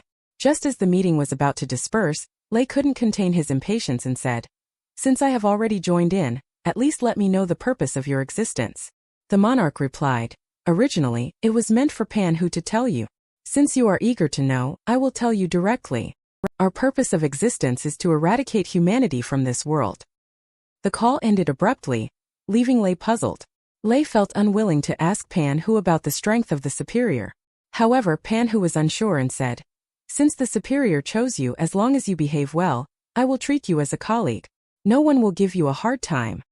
Lei turned to Salamander and asked about the purpose of the bead just now. Although the mischievous imp blocked and did not believe Lei, Salamander didn't mind, stating that the magical weapon in their belly is called the Songhu Bell, which belongs to another branch of our department. We have painstakingly found a total of 3, which can awaken the ancient Yaogui spirit sleeping underground. This type of Yaogui spirit can reach the upper level of Class S, and although it may not always obey the superior, it can help us achieve our goal of creating chaos. And they can reduce the target's combat effectiveness. Lei finds it hard to believe that so much effort was spent just for one person. Is this person really that powerful? But according to the intelligence from Ear Rat, it seems that even if we add up all the Garrison Affairs Bureau, we still can't beat them. But Ear Rat cannot analyze the specific strength either. In Salamander's view, the target must not be as powerful as Your Majesty. Salamander smiled and said that there is one very important thing to emphasize. Just as Lei was fortunate to be able to obtain more information, a sudden sense of fear burst forth from the heart. "I feel like I am being watched by a giant sea monster in the depths of the ocean, as if I could be devoured by its abyssal maw in an instant." After he realized it, in front of him was still the smiling little salamander, claiming that he had accidentally released the Yaogui aura just now. But what he just said was all classified information. "If anyone affects this plan, I will not hesitate to eat them." After being terrified, Lei felt that Bowen's appearance was ominous, his strength was ominous, and even his voice was altered with a voice changer. His identity was hidden so well that even if one knew his name was Bowen, there was no way to track him down. But the goal of this organization made Lei extremely excited. "I will definitely step on their bodies to become the new king of this world." Just when Lei was full of wildness, his own murderous intent was sensed by others, and the uncle warned Lei to be careful not to play with fire. And this stranger uncle is Ear Rat. At the same time, Salamander also turned into a little girl. Now with their current disguise, it's more convenient for them to move around in the city. The rest of them also transformed into human appearances, including Panhu wooden mischievous imp Nightstar. The salamander took out the last spirit pouch. This is a necessary item for Yaogui spirits to legally exist in this world. Lei puts the spiritual pouch on his chest. In an instant, he turned into the appearance of a woman. Up to this point, the 8 Yaogui spirits of the Garrison Affairs Bureau have assembled. And Tang Ka finally allowed Zhuang Xiaoran to go up to his 2nd floor, and the practice of spirit aura is about to begin. Zhuang Xiaoran and Tang Ka arrived at a room on the 2nd floor. The door opened. The feeling is like passing through a water wall, cold and icy. And behind this door is a separate space, which is something that Sir Tang Ka requested for a long time before 1i5 agreed. Then 1i5 secretly sent the 9th to create it for Tang Ka. In order to repay the favor to Mr. 1i5, Tang Ka left a room for use when he comes to the human world. This space is as large as a city, and only the people that Tang Ka brings can enter. Zhuang Xiaoran heard that the 9th can easily create an independent space as large as a city, which made her admire him involuntarily.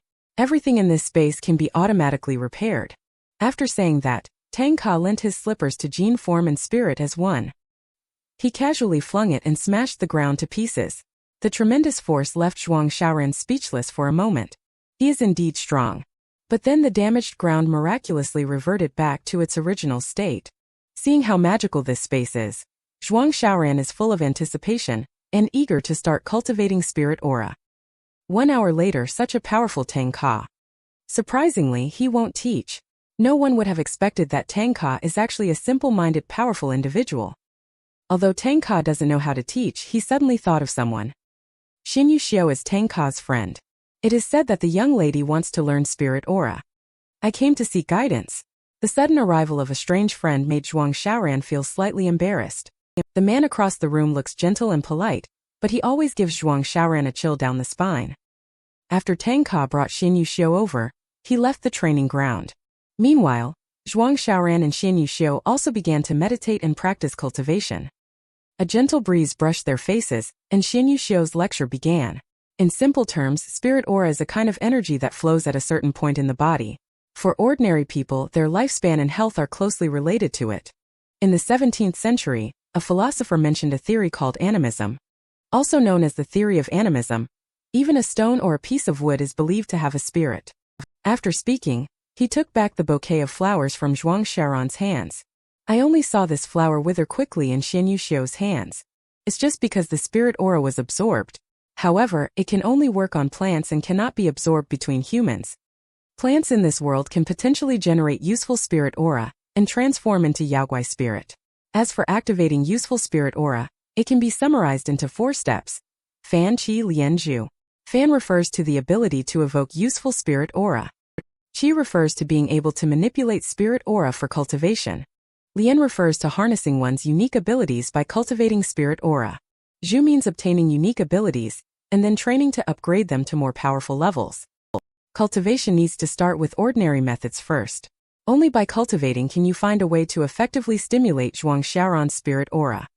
It means that Xian Xiao transfers a little spirit aura to Zhuang Xiaoran to let her feel it carefully. Just then, Xian Xiao slowly sat down behind Zhuang Xiaoran and began to slowly transfer the spirit aura into her body, but the next second, a powerful impact sent Xian Xiao flying, and a trickle of blood oozed from his mouth. Xian Xiao was actually injured by Zhuang Xiaoran. Xian Xiao clearly felt the powerful yaogui aura bursting out from Zhuang Xiaoran's body just now. Even though her injuries have not healed, the fact that this yaogui aura could shake her indicates that it is not ordinary. Xiaoran quickly inquired if Xian Xiao was severely injured. She truthfully revealed her own condition. Xian Xiao heard that Humanoid Xiao is an S-level yaogui spirit. He couldn't help but feel pleased. If this young girl learns spirit aura, she might be able to borrow the power of Humanoid Xiao. It will definitely be a great help for Tang Ka to become an emperor in the future. Xian Xiao said, Miss Zhuang, now that you are a human spirit symbiote, mastering spirit aura will be much simpler for you than for the average person. Ordinary people must have guidance from masters and possess extremely high talent in order to practice. It would take more than 3 years like this, but Miss Zhuang only needs 3 days. Zhuang Xiaoran was happy to discover her hidden potential. Xian Xiao said, we need to figure out why Humanoid Xiao woke up again first. Previously, Tang Ka clearly sealed Humanoid Xiao's mind, but in the battle at Inkwashing Manor, Humanoid Xiao once again took over Zhuang Xiaoran's body. This is also what Zhuang Xiaoran has been trying to figure out all along. Xian Xiao naturally has a way to know all of this but needs a drop of Zhuang Xiaoran's blood. After adding another one to oneself, then Xian Xiao activates the Mingxua Heart Gua. Unconsciously, tears actually flowed out because he found out. There are 2 yaogui spirit consciousnesses in Zhuang Xiaoran's body, originally only sealing the consciousness of Humanoid Xiao. But the consciousness of that child already exists. The ability of the blood-hearted Gua can see fragmented memories of the other party, so Xian Xiao knows the existence of that child.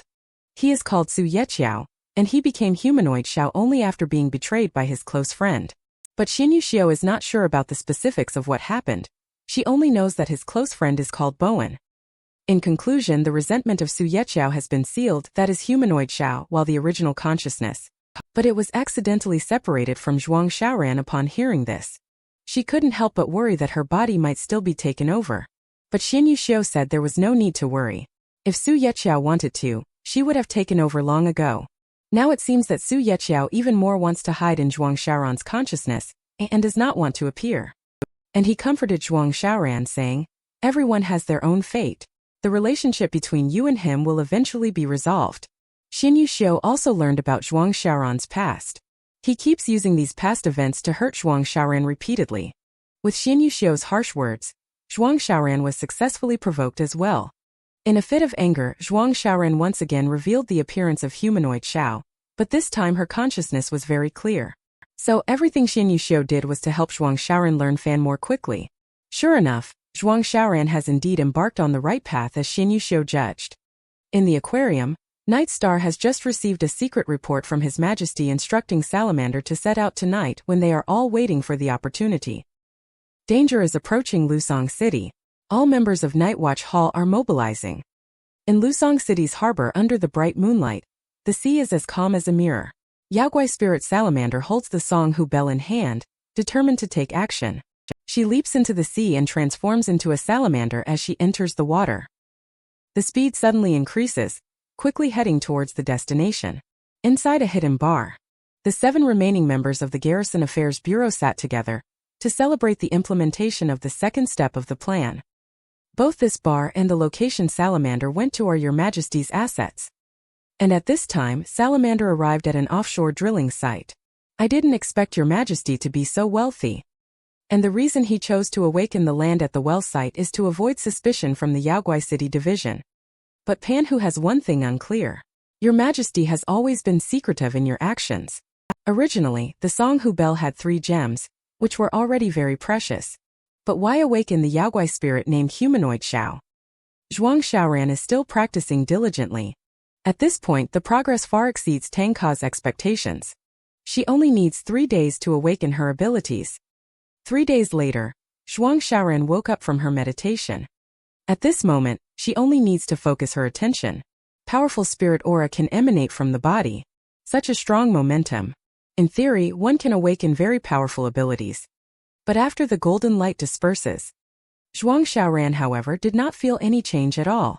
Xinyu Xiu said that as long as Lian awakens, it is impossible for her not to use her abilities. The only possibility is that there needs to be a triggering time. As night fell, Zhuang Xiaoran shed all her exhaustion. Just as she was showering, she suddenly disappeared without a trace. Even Tang Ka's use of the golden nether, I failed to detect any trace of spirit aura. Just as everyone was puzzled, Zhuang Xiaoran stumbled out of the bathroom and immediately lost consciousness. Not long after, Zhuang Xiaoran regained consciousness. Tang Ka speculated that Zhuang Xiaoran's ability should be the same invisibility ability as Carbon Elder. But Xinyu Xiu does not think so, upon careful analysis. Xinyu Xiu concludes that Zhuang Xiaoran's ability should be borrowed. And the triggering condition is precisely touching the other party. After that, he asked Tang Ka to give Zhuang Xiaoran his hand. But nothing happened when the two made contact. Immediately, Xinyu Xiu let Yaya try it too. But this time, Zhuang Xiaoran's hair turned out the same as Yaya's. She can use Yaya's abilities. But the next second, Zhuang Xiaoran fainted due to insufficient spirit aura. When she regained consciousness again, everyone has determined that Zhuang Xiaoran can only borrow the power of the Yaogui spirit. Moreover, it's not just one kind, which means that one can simultaneously use the abilities of different Yaogui spirits. The trigger condition is physical contact. As for the duration of use, it depends on the size of your own spirit aura. However, the ability to store several kinds of abilities and the duration of using each ability requires repeated practice to know. At this moment, Zhuang Xiaoran suddenly had a strange feeling and quickly got up to run towards the balcony. She clearly sensed a terrifying aura coming from a distant place, likely from a very powerful Yaogui spirit. Upon hearing this, Xinyu Xiu realized the previous ominous hexagram, tiger falling into a deep pit. It will appear tonight. An offshore drilling platform, the calm sea just now is now surging with waves. Suddenly, 100-meter-tall wave shoots up into the sky. A giant creature the size of a small mountain appears in people's sight. This behemoth has not been guided by Salamander yet. It then headed straight towards the Yaogui City Division Command Center in Lusong City. A level 1 alarm sounded as the danger level has exceeded the S level. The strength of the Yaogui spirit is at least at the mid-level S. Predicted arrival time in the city area is 7 hours and 45 minutes. It would take only 2 hours to reach the land, leaving the residents in coastal areas and suburbs no time to evacuate. Commander Han Longkue made a prompt decision. Bureau of Punishment and Prisons quickly contacted Night Watch Hall. Night Watcher belongs to Langting, one of the 4 major halls of the Spirit City. Night Watch Hall is in charge of the prison security of Langting, the Spirit City, including major emergencies caused by Yaogui spirit in the human world. They also control the secret transportation method of the Brahma Seal. Each province has 6 teams with a total of 12 people, with 2 people in each team. Each person is personally selected and given a name by the hall master of each province. Due to shuttling between Yaogui City and the human world, Night Watcher have a special status. After becoming a Night Watcher, they must wear a bronze mask, which is a symbol of their identity. In addition to being the deputies of each hall master, Night Watcher can be considered as the strongest fighting force in Langting, the Spirit City. The zodiac formation suddenly appeared in the sky, and all 12 Night Watchers of the Night Watch Hall gathered together. Facing the colossal creature before them, the Night Watchers stood their ground without panic, each seasoned from countless battles. Confronted with the towering monster, the eldest brother sent his ninth sibling, named Suji, to investigate. Swift as lightning, Suji left a dark green arc in the sky and appeared in front of the Yaogwai spirit in the blink of an eye. His body started to decompose and expand, falling into the water. He unexpectedly grew to be the same size as the Yaogwai spirit and politely said, "Although I am unaware of who disturbed your rest, could you please return to your original place? I assure you that from now on, no one will disturb you." However, the Yaogwai spirit in front of him did not respond and continued moving at its original speed towards Lusong City. Suji determined that the entity in front of her was likely a Yaogwai spirit without consciousness, so she had to resort to using force to stop it.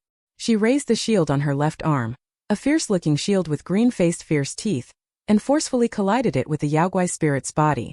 Immediately, the shield emitted waves of impacts, continuously forcing the Yaogwai spirit to retreat back into the deep sea. This action thoroughly agitated the Yaogwai spirit, prompting it to raise its hand into a fist. It struck Suji, who was as solid as a rock, causing him to fall backward in a tumbling motion. The enormous figure lunged towards the other Night Watchers. Everyone analyzed that Judy's shield couldn't withstand it, and other individual attacks were also ineffective.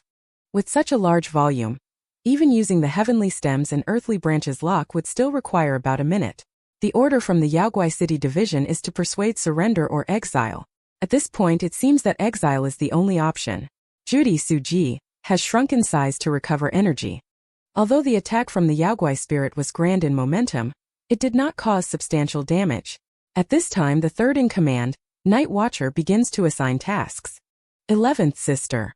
Use techniques to try to make Yaogwai spirit lose consciousness for a few seconds. 10th Brother is responsible for assisting 11th Sister. 5th Brother is responsible for restraining the opponent's left arm. 4th Brother is responsible for restraining the right arm.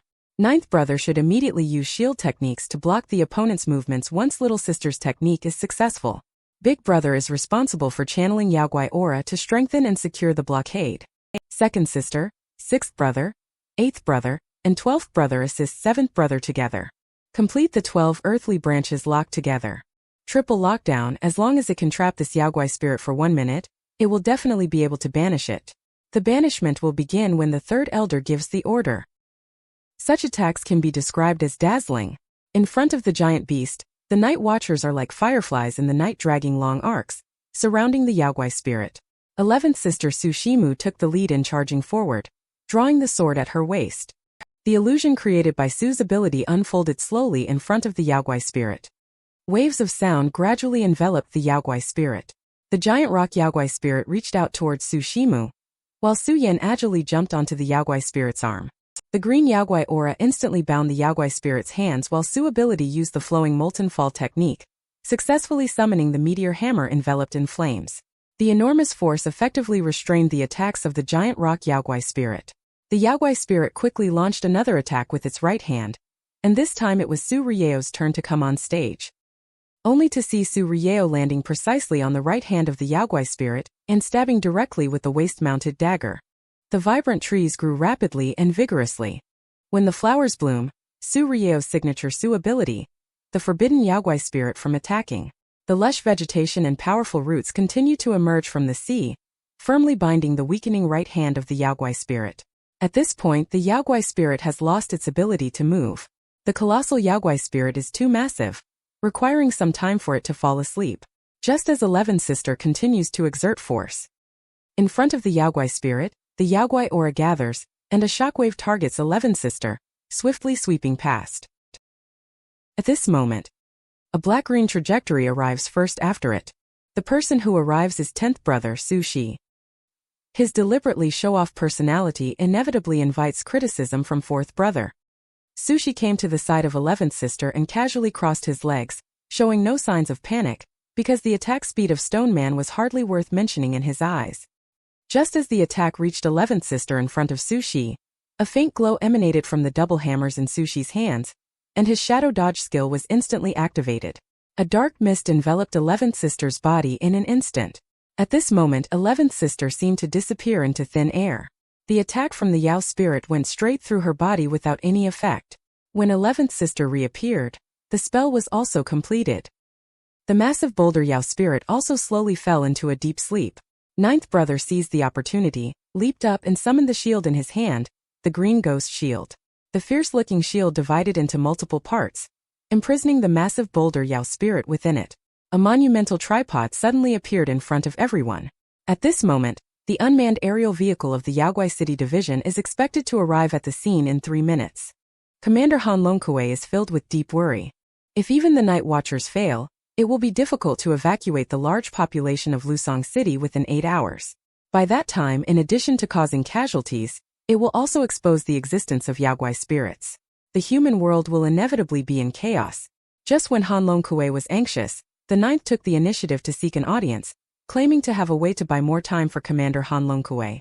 In the area that I am responsible for supervising, it can definitely be completed within 8 hours. But at that time, Yaoguai spirit must be very close to the city, and will definitely be discovered by the citizens. However, when the ninth learned that there is a mist ability user in the Yaoguai City Division, he suggested using mist to cover the area in the direction of the Yaoguai spirit, reducing visibility.